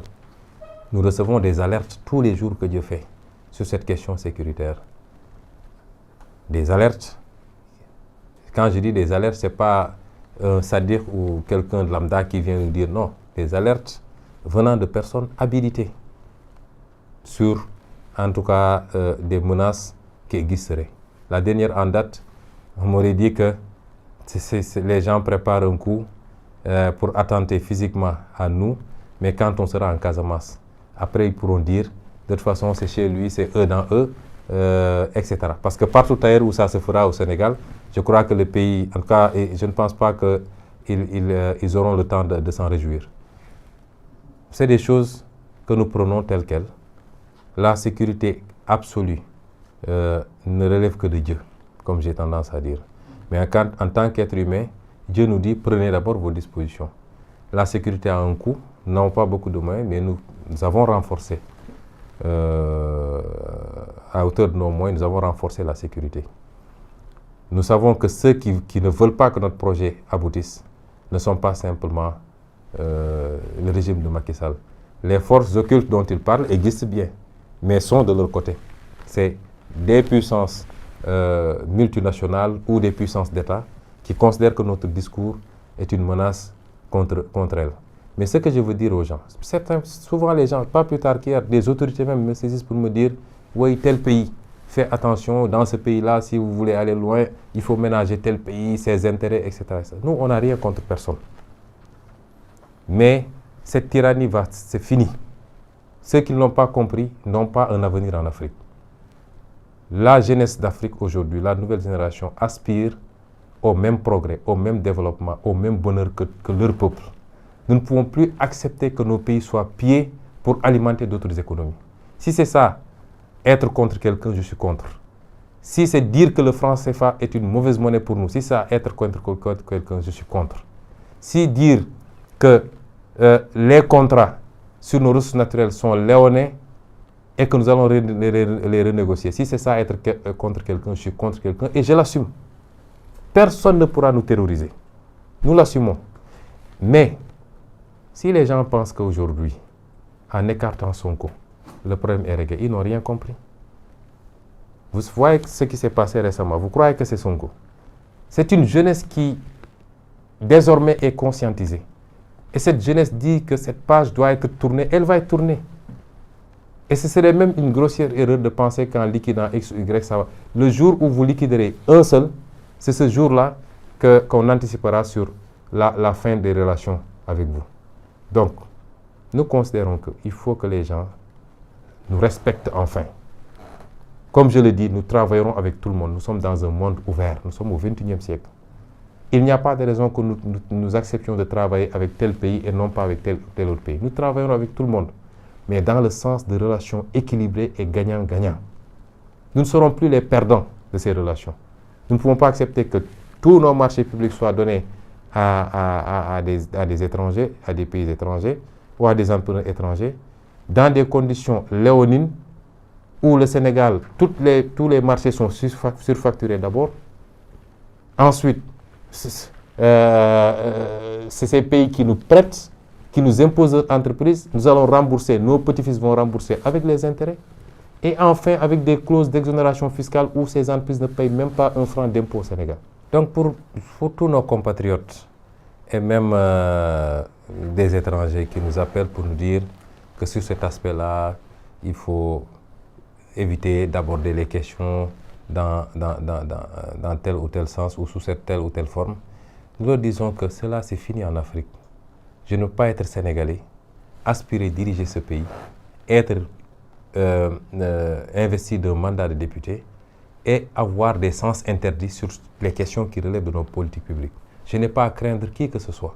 Nous ne sommes contre personne, mais nous dirons toujours ce qui est bon pour le Sénégal et ce qui est bon pour l'Afrique. Et ça, nous l'assumerons indépendamment de tout. Et nous considérons que le contexte a changé. Nous sommes avec une nouvelle génération qui ne demandait qu'à être conscientisée et qui l'est aujourd'hui de plus en plus. Il nous faut prendre notre destin en main. Tous les pays assument souverainement leurs exigences en termes d'intérêt national. Je ne vois pas pourquoi l'Afrique serait le seul continent où aucun Africain n'a le droit de dire « ça, c'est pas bon pour mon pays ». Ça, c'est fini et nous l'assumons. Sur les échéances électorales, PASTEF y a une position tranchée. Quelle en est la quintessence? Ce qui est paradoxal dans ce pays, c'est que nous avons en face de nous un monsieur qui nous dit qu'il est majoritaire dans ce pays et qui a peur d'aller à des élections. Et qui est dans des stratagèmes pour renvoyer ces élections le plus loin possible, pour ne pas dire qu'il n'y ait pas d'élection d'ici 2024. Nous considérons que cela n'est pas admissible. Et ça interpelle chacun et chacune des Sénégalais. Nous avons un calendrier républicain qu'il faut respecter. Qu'on dise nous qu'il faut impérativement que les élections locales se tiennent en 2021, j'ai entendu certains, parce que quand ils font quelque chose, ils libèrent leurs fantassins pour qu'ils aillent sur les plateaux et raconter des salades aux Sénégalais. Leurs fantassins, ce n'est pas seulement des acteurs politiques, c'est quelquefois des soi-disant analystes ou experts, c'est quelquefois des journalistes, c'est quelquefois ainsi de suite. J'ai entendu des gens dire, oui, mais entre décembre et janvier ou février, c'est qu'un seul mois ou deux. Le problème, on ne compute pas par mois, on compute par année.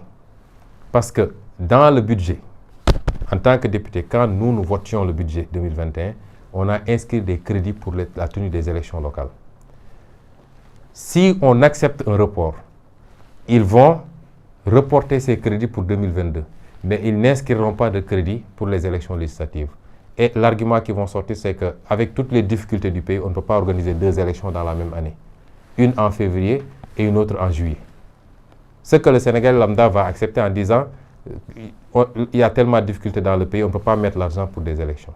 Et c'est pourquoi nous disons qu'il n'est absolument pas question qu'on sorte de 2021. Il faut tenir les élections locales en 2021, les législatives en 2022, parce que le mandat des députés se termine en juillet 2022. Je ne sais pas quel député, mais moi, le jour où le mandat s'achève, ce jour-là, je ne suis plus député. Et personne dans notre liste de 2017 ne va se suppléer. Parce qu'il faut qu'on apprenne à respecter le mandat des Sénégalais. On vous dit, on vous donne un mandat pour 5 ans. Quand les 5 ans arrivent à terme, vous n'avez plus le droit de continuer. Quand on donne à un maire un mandat de 5 ans et qui fait 7 ans maintenant, c'est anachronique, ce n'est pas normal. Et c'est pourquoi nous disons que ça doit être un enjeu pour tous les Sénégalais. Il faut qu'on leur donne le choix de renouveler leur maire. Dans beaucoup de zones, les gens ne veulent même plus voir leur maire en photo, avec le bradage foncier, etc. et tout ce qui se passe. On leur dit, vous allez attendre, parce qu'un seul Sénégalais, un seul, fût-il président de la République, un seul Sénégalais dit qu'il n'y aura pas d'élection, que vous, les populations, vous n'avez pas le droit de choisir tant que moi, je ne l'aurai pas décidé. Ça, il faut que ça finisse également. Donc, élection locale en décembre, élection législative en 2022 et élection présidentielle, évidemment, en 2024. C'est ça le calendrier. Et je ne vois pas de raison pour qu'on ne respecte pas ce calendrier. Je lance un appel aux jeunes, un vibrant appel à cette jeunesse sénégalaise. Vous avez compris notre message. Plus que par le passé, vous en avez saisi la quintessence. Vous avez vu votre avenir dans ce que nous sommes en train de faire. Mais cela ne suffit pas. Vous avez été prêts à risquer votre vie pour sauver ce projet, pour protéger ce projet. Personne n'a jamais vu un engagement pareil. Vous vous êtes sortis vous battre parce que vous sentiez que c'est le projet qui était visé. C'est extraordinaire. Nous vous félicitons et nous vous remercions. Mais sachez que ce n'est toujours pas suffisant. Et comme dit le proverbe, qui peut le plus peut le moins. Celui qui peut aller risquer sa vie pour sauver un projet doit pouvoir aller s'inscrire sur les listes électorales. Il est unanimement admis que c'est les jeunes d'habitude qui ne s'empressent pas pour aller s'inscrire sur les listes électorales. Ou quand ils s'inscrivent, ils ne sont pas prêts à faire le pied de grue, à se battre pour qu'on leur donne leur carte électorale. Tous les combats que nous avons menés ensemble jusqu'à présent, si vous ne vous inscrivez pas massivement sur les listes électorales, que nous tous ensemble nous fassions pression, parce qu'il n'est plus question dans ce pays que Macky Sall décide de qui va disposer d'une carte d'électeur ou pas. Ça, c'est un droit constitutionnel. Donc, que vous battiez pour qu'on délivre toutes les cartes d'électeurs et que massivement vous vous rendiez dans les bureaux de vote pour aller voter pour votre projet, alors tous les sacrifices qu'on aura consentis n'auront servi à rien. Les 13 personnes qui sont mortes, ça n'aura servi à rien. Les dizaines de personnes qui ont été blessées, ça n'aura servi à rien. Donc, je vous en supplie, jeunesse de mon pays, bientôt seront lancées les inscriptions sur les listes électorales. Je veux que tout jeune qui a 18 ans et qui n'était pas sur le fichier, tout jeune qui a 18 ans, qu'il aille s'inscrire. Nous avons mis en place un dispositif pour accompagner les jeunes qui le voudront, pour les identifier, les aider à avoir les documents qu'il faut, les accompagner vers les lieux d'inscription. N'allez pas vous inscrire dans les commissariats si les règles ne sont pas changées. Parce que tous ceux qui avaient une carte d'identité, mais on a dit ne peut pas voter, c'est parce qu'ils étaient allés dans les commissariats. Les commissariats peuvent délivrer une carte d'identité. Même maintenant, si vous avez besoin d'une carte d'identité, vous allez dans un commissariat, on vous donne. Mais les commissariats ne peuvent pas délivrer de carte d'électeur. C'est au niveau des préfectures, en tout cas des lieux où c'était prépositionné, que vous pouvez l'avoir. Cette fois-ci, nous ne vous laisserons pas seuls. Sur tout le territoire national, nous mettrons en place des bureaux d'orientation vers les inscriptions sur les listes électorales. Allez vous inscrire, récupérez massivement vos cartes d'électeurs. Vous faites 65% de la population. À vous seul, vous pouvez trancher la question. Au premier tour même. Donc, allez récupérer. Et ne vous dites pas, on attend jusqu'en 2024. Parce que ce qu'on va faire en 2024 démarre déjà en 2021 avec les élections locales. En 2022 avec la prise de l'Assemblée nationale et en 2024 pour parachever le projet. Donc nous vous en supplions. Nous savons que vous croyez au projet. Vous croyez en nous. Vous avez été en mesure de faire le plus dur, c'est-à-dire de risquer votre vie, de risquer votre intégrité physique. Nous vous en supplions, sortez massivement pour aller vous inscrire sur les listes électorales. Allez récupérer vos cartes d'électeurs. Si Macky Sall et son gouvernement continuent à faire des blocages, il n'y aura pas d'élection dans ce pays tant qu'il y aura un jeune qui s'est régulièrement inscrit à qui on refuse de délivrer une carte d'identité. Et ensuite, allez massivement, dès 6 h du matin, 7 h du matin, les jours d'élection, allez massivement dans les bureaux de vote et votez. Et ensuite, restez sécuriser le vote jusqu'au soir, jusqu'à la signature des PV. En ce moment, vous aurez fait votre part de devoir. Le reste, laissez-nous le faire. La confiance que vous avez placée en nous, je vous le dis tout le temps. S'il plaît à Dieu, vous n'aurez jamais à dire qu'on a été déçus de placer notre confiance en Pastef. Donc ça, c'est ce que je peux dire sur les listes électorales et sur le fichier, sur la tenue des élections. Ensuite, il y a des combats qu'il faut mener parce que vous savez très bien que ce qui s'est passé en 2019, ce n'était pas une élection. Pour régler ces questions-là, il faut tous ensemble que nous nous battions pour avoir une autorité indépendante qui organise les élections. Ou alors un ministre indépendant. Un ministre de l'APR ne peut pas être juge et parti, ce n'est pas possible. Qu'on ait un ministre indépendant, il y a des hommes intègres, de valeur, d'anciens généraux, d'anciens professeurs d'université, etc., qui n'ont aucune coloration politique, qui peuvent valablement organiser des élections en étant ministre de l'Intérieur. À défaut, il nous faut une autorité indépendante qui organisera des élections transparentes. Si on gagne ces paris, je peux vous dire que Macky Sall et l'APR ne peuvent pas avoir 10% de voix au Sénégal. Nous restons tout à fait ouverts, nous, à rassembler les forces vives, politiques, citoyennes, société civile même, autour d'un projet. Pas seulement se rassembler parce qu'il faut en finir avec le pouvoir, ça a produit les effets qu'on a connus. Pas seulement se rassembler en perspective de partage du gâteau, comme eux ils le disaient, mais se rassembler autour d'un projet. Nous sommes tout à fait ouverts à travailler avec toutes les forces qui le voudraient. Je me permets de faire une précision. Souvent, quand on dit Sonko a rencontré tel ou Sonko dit avec tel, les gens disent oui, c'est lui qui avait dit le système. Ça, les gens, il faut qu'ils arrêtent de perdre leur temps. Ils ne peuvent pas mettre un frein à notre action politique et à notre stratégie d'alliance ou d'ouverture. Ce n'est pas parce qu'ils disent oui, il avait dit le système qu'on va s'arrêter. Non. Le système, c'est des règles, ce n'est pas des hommes. C'est les règles de fonctionnement actuelles, avec tout ce qu'il y a de mauvais. Quelqu'un qui a pu travailler dans ce système, qui sort, qui se répand, qui dit que je considère que c'était une erreur. Peut-être qu'au moment où il s'engageait même, il était de bonne foi, mais qui s'est rendu compte que ce qu'il pensait ou ce qu'il entrevoyait n'est pas conforme à la réalité et qui se retrouve dans notre projet, il est le bienvenu. Qui se retrouve dans notre projet et qui dit que c'est ça qui me semble beaucoup plus cohérent, il est le bienvenu, il n'y a pas de problème. Même en religion, des gens ont combattu des religions, se sont convertis après pour devenir même des khalifs dans ces religions-là. C'est le même homme qui était dans un autre système, qui s'est rendu compte que ce n'est pas un bon système, qui s'est converti, qui s'est répandu et qui est venu dans un autre système. Il vient avec ce qu'il a de qualité pour renforcer ce système-là. Donc ça, c'est des arguments politiciens. Je veux dire aux militants de Pastef qu'il faut qu'ils se décomplexent. Nous n'avons aucun complexe. Nous nous sommes battus pour nous imposer. Nous n'avons pas eu de passe-droit. Nous n'avons pas été portés par quelque chose de déjà abouti, un parti, un parent ou qui que ce soit. On s'est battu sans argent ni rien, par les idées. Tout Sénégalais qui se retrouverait dans notre projet serait le bienvenu et on verra ensemble qu'est-ce qu'on peut faire pour le Sénégal. Honorable député Ousmane Sonko, vous êtes un représentant du peuple. Député à l'Assemblée nationale, une institution fortement décriée.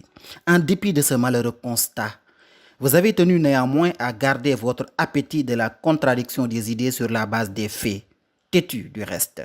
N'y aurait-il pas de dossier scandale?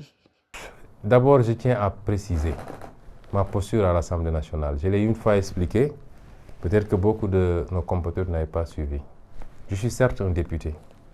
Malheureusement, on était allé à l'élection législative de 2017 dans les conditions que vous connaissez. On venait juste de naître. Et nous avons pu nous classer 6e sur presque plus d'une trentaine de listes, avec 37 000 voix. Et nous avons eu droit à un député, au plus fort reste, comme ils disent eux. Je crois que le plus fort reste est devenu le reste le plus fort, par la grâce de Dieu.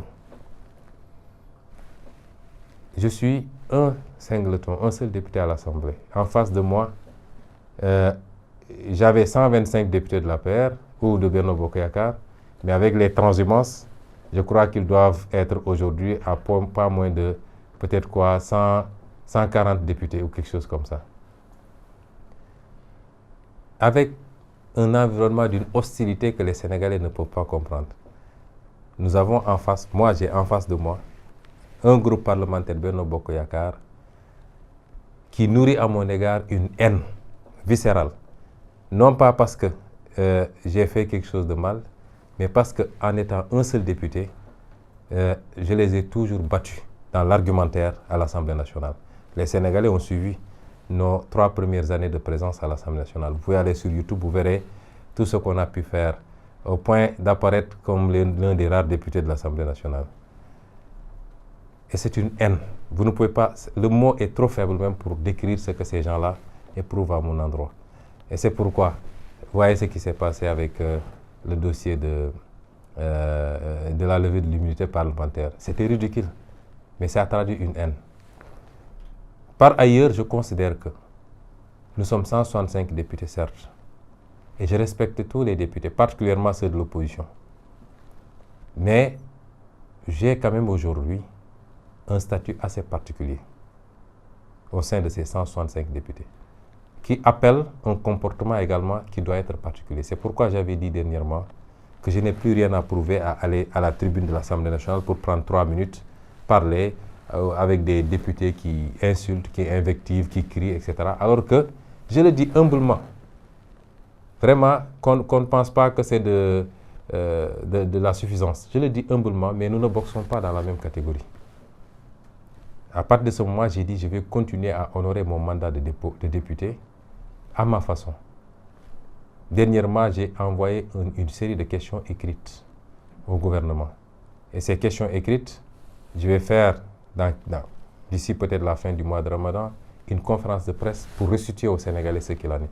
Et si vous vous souvenez bien, c'était sur la cession des immeubles bâtis au centre-ville, c'était sur l'affaire de Terme Sud, c'était sur les phosphates de Matam, c'était sur la brèche de Saint-Louis. Vous avez entendu ce qui s'est passé, l'entreprise chinoise vient de quitter.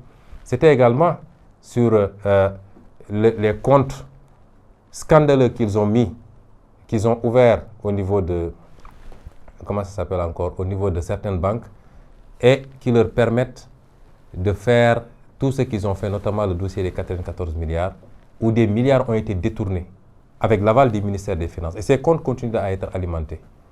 Le ministre le plus dangereux du Sénégal aujourd'hui s'appelle Abdoulaye Daouda Diallo, et j'y reviendrai, parce que nous savons tout ce qui se fait, aussi bien sur le plan foncier que sur le plan budgétaire. C'est un scandale continu, sans fin. C'est ça mon rôle de député aujourd'hui, et je m'en limiterai à ça. Je vous donne un exemple très simple sur le dossier des 94 milliards, pour vous dire qu'on n'a pas de justice. Et je me suis permis de le dire à feu Samba Sall, une fois de plus que Dieu ait pitié de son âme. La dernière fois qu'on s'est vu le lundi, les yeux dans les yeux, je lui ai dit, je ne peux pas vous reconnaître comme mon juge. Parce que vous n'avez pas l'indépendance minimum requise pour un juge. C'est pourquoi je vous récuse. Je lui ai donné comme exemple le dossier des 94 milliards, où j'ai déposé une plainte avec caution de partie civile, vous l'avez classé sans suite. Au même moment, l'OFNAC que j'avais saisi a sorti un rapport. Lequel rapport est sur la table de Serigne Bassirou Gueye qui met son coude là-dessus. C'est scandaleux.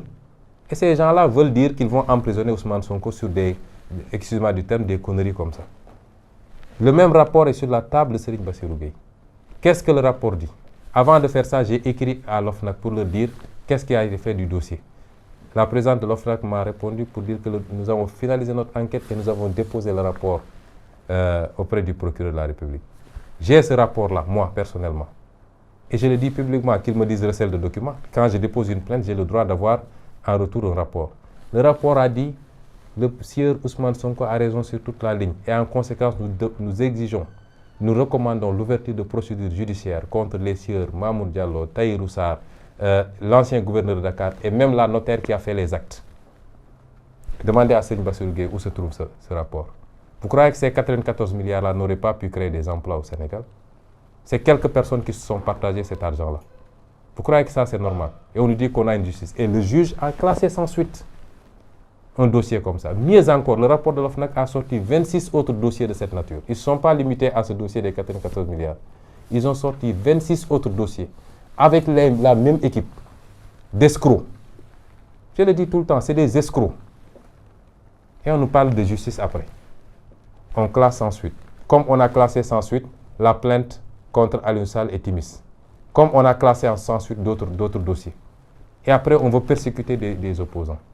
Aujourd'hui, mon rôle de député, c'est cela. Et je reviendrai sur ces problématiques.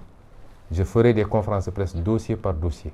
Quand j'ai interrogé les trucs, le ministre des Finances a envoyé une réponse d'une page.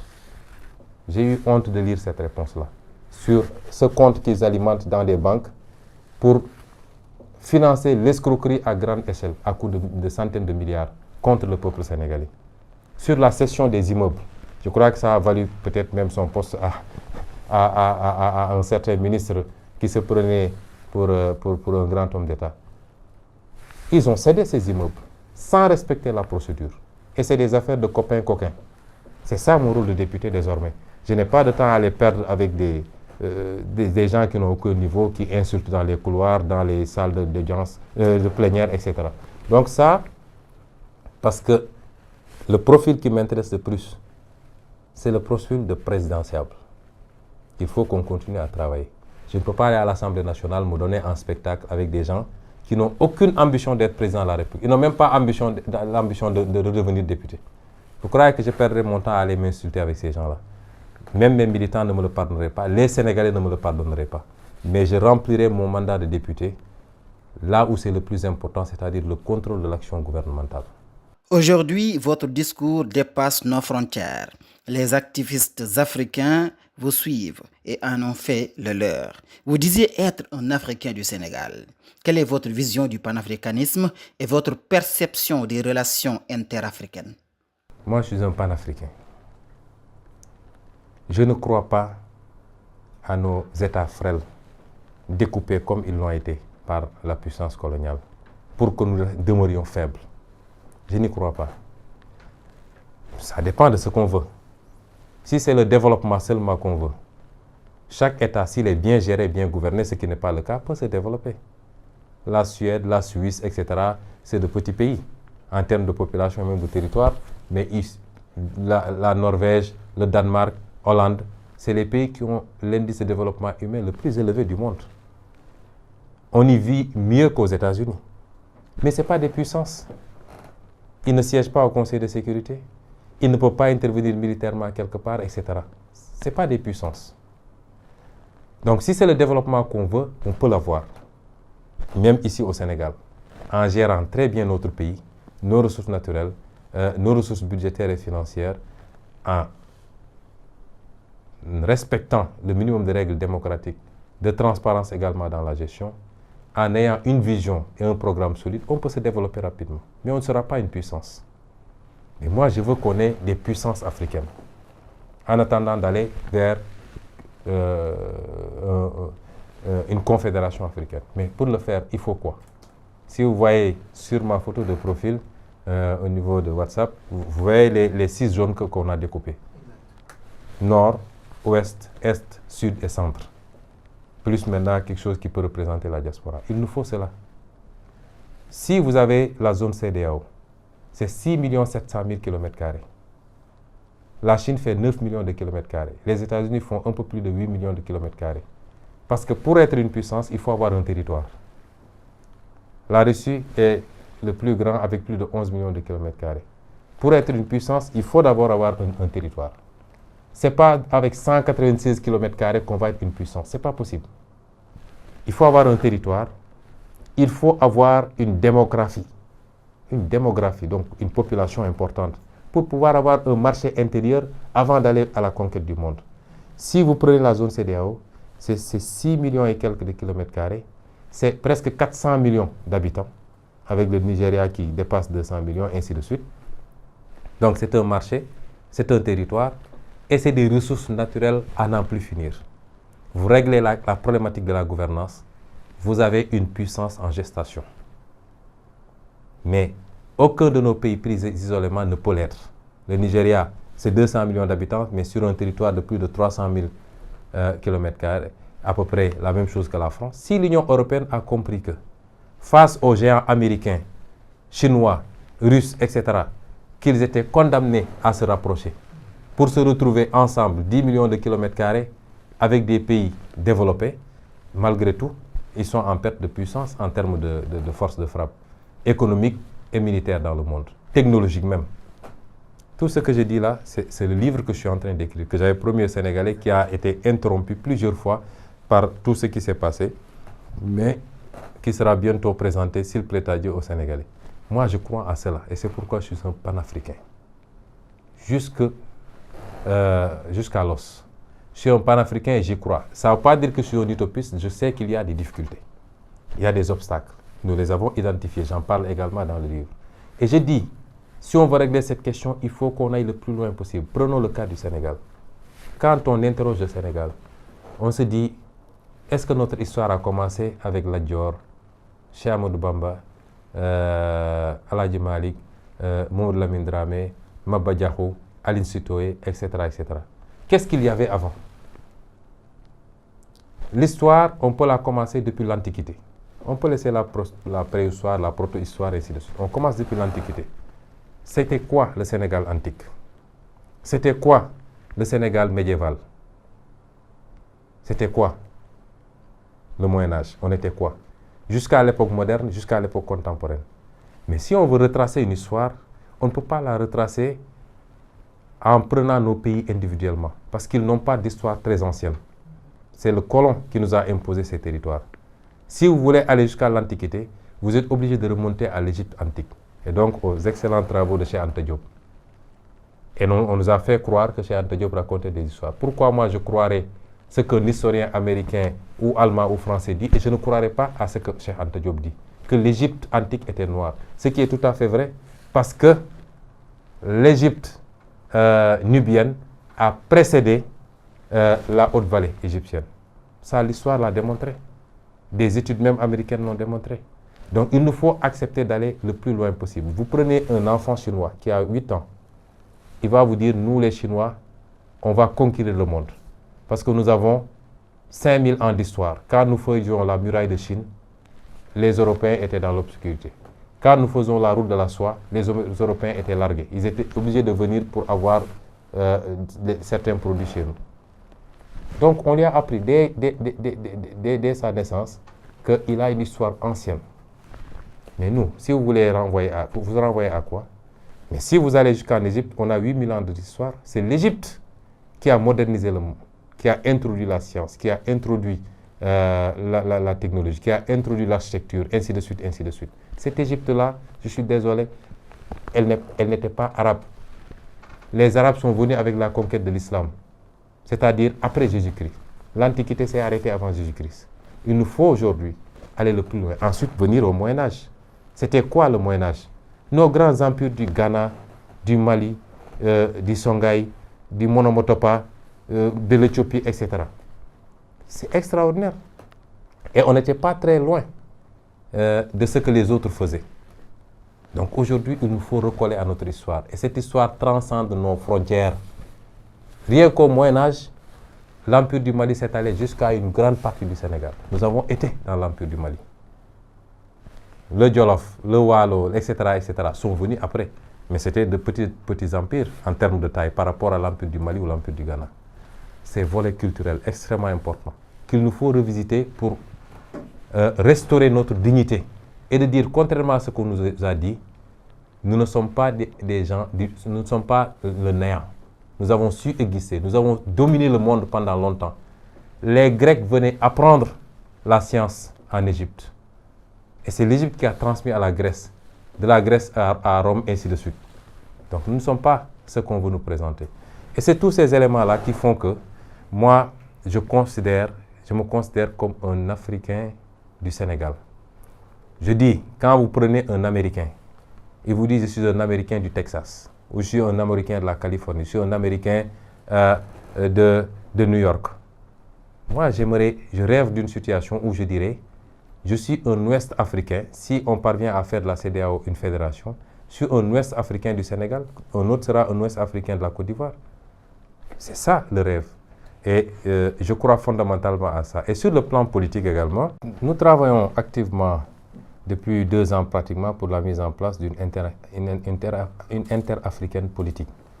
Parce qu'aujourd'hui, toutes les internationales politiques, il n'y en a aucune qui soit africaine.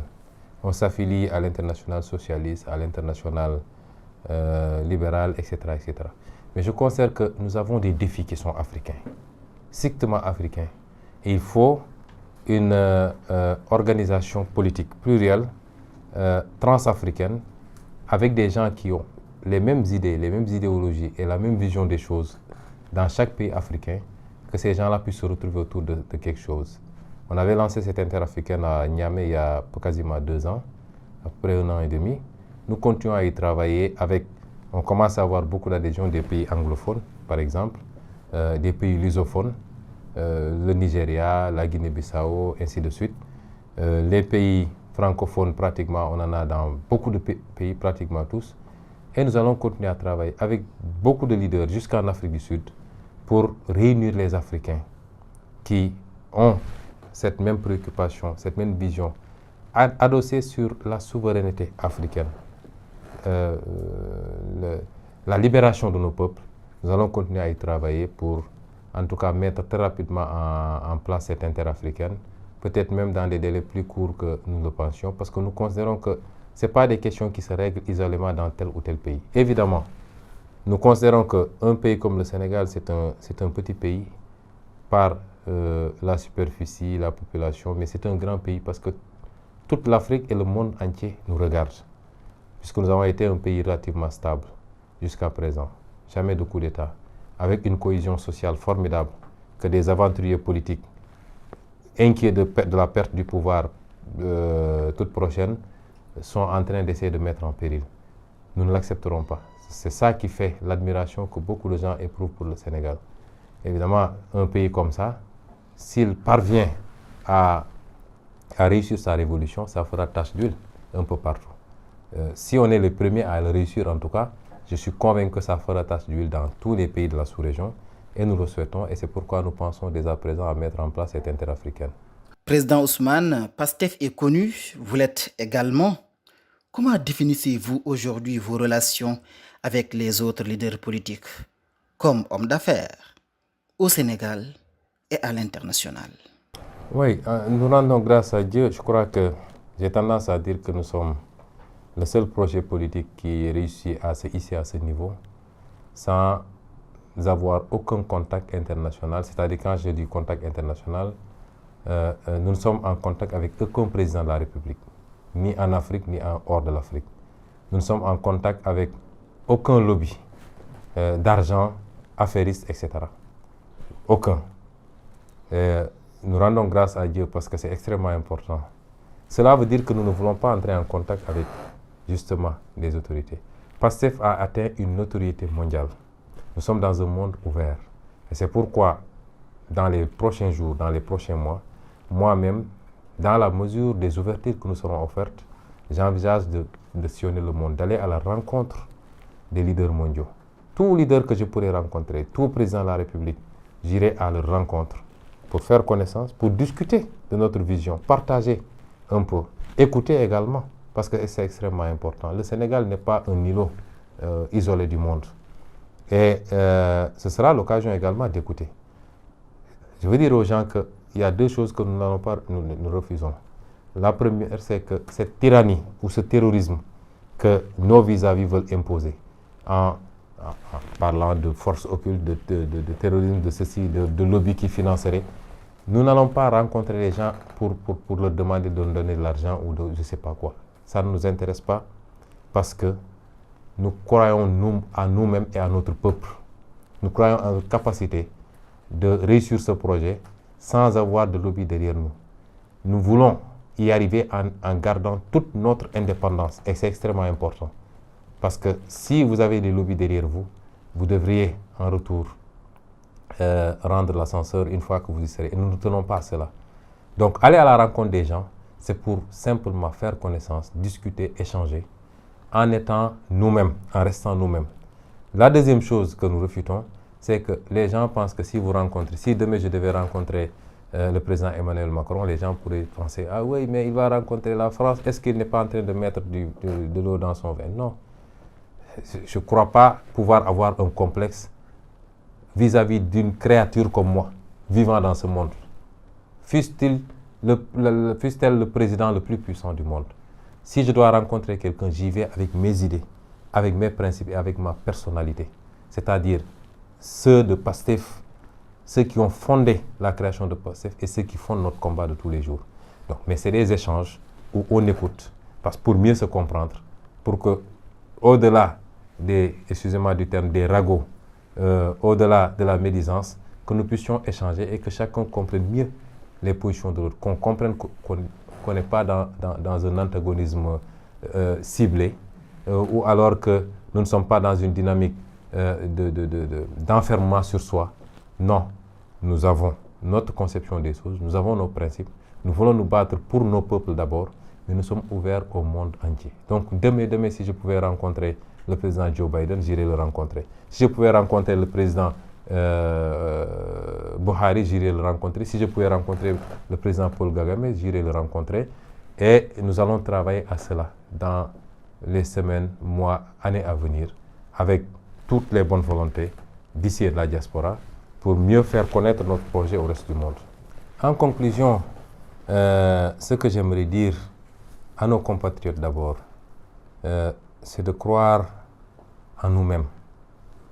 Dieu, dans sa miséricorde, a mis en chaque homme et en chaque peuple les moyens de parvenir à ses propres fins. Personne ne viendra de nulle part.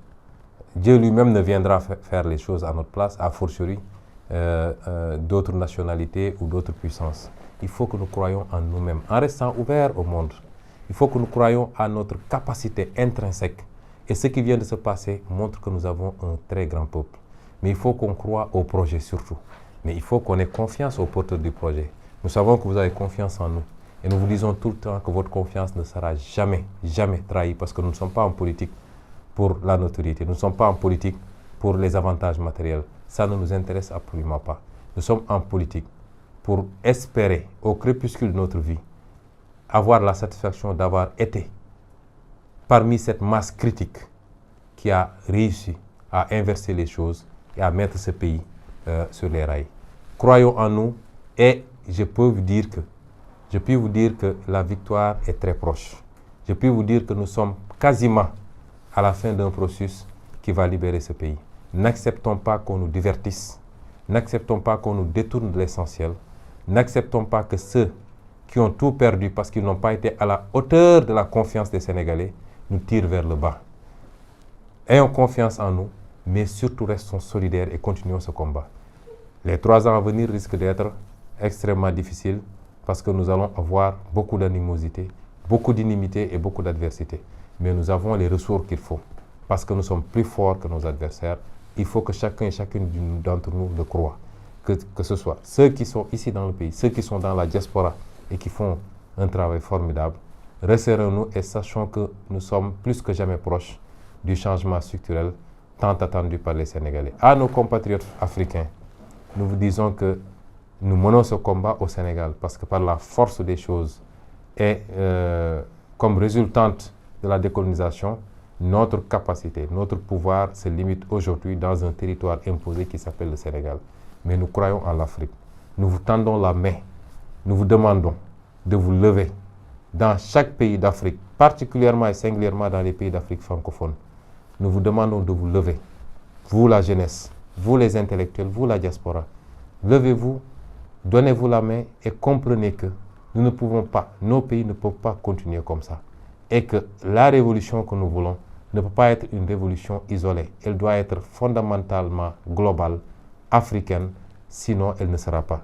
Et donc, à tout Africain qui est intéressé par ces idéaux, cette idéologie, cette vision des choses, nous tendons la main pour vous dire qu'ensemble, nous allons libérer notre continent et nous allons honorer la mémoire de nos dignes aïeuls, de l'Égypte antique aux empires médiévaux. Il est temps que l'Afrique revienne au devant de la scène et ça ne dépend que des fils et des filles d'Afrique. Je vous remercie.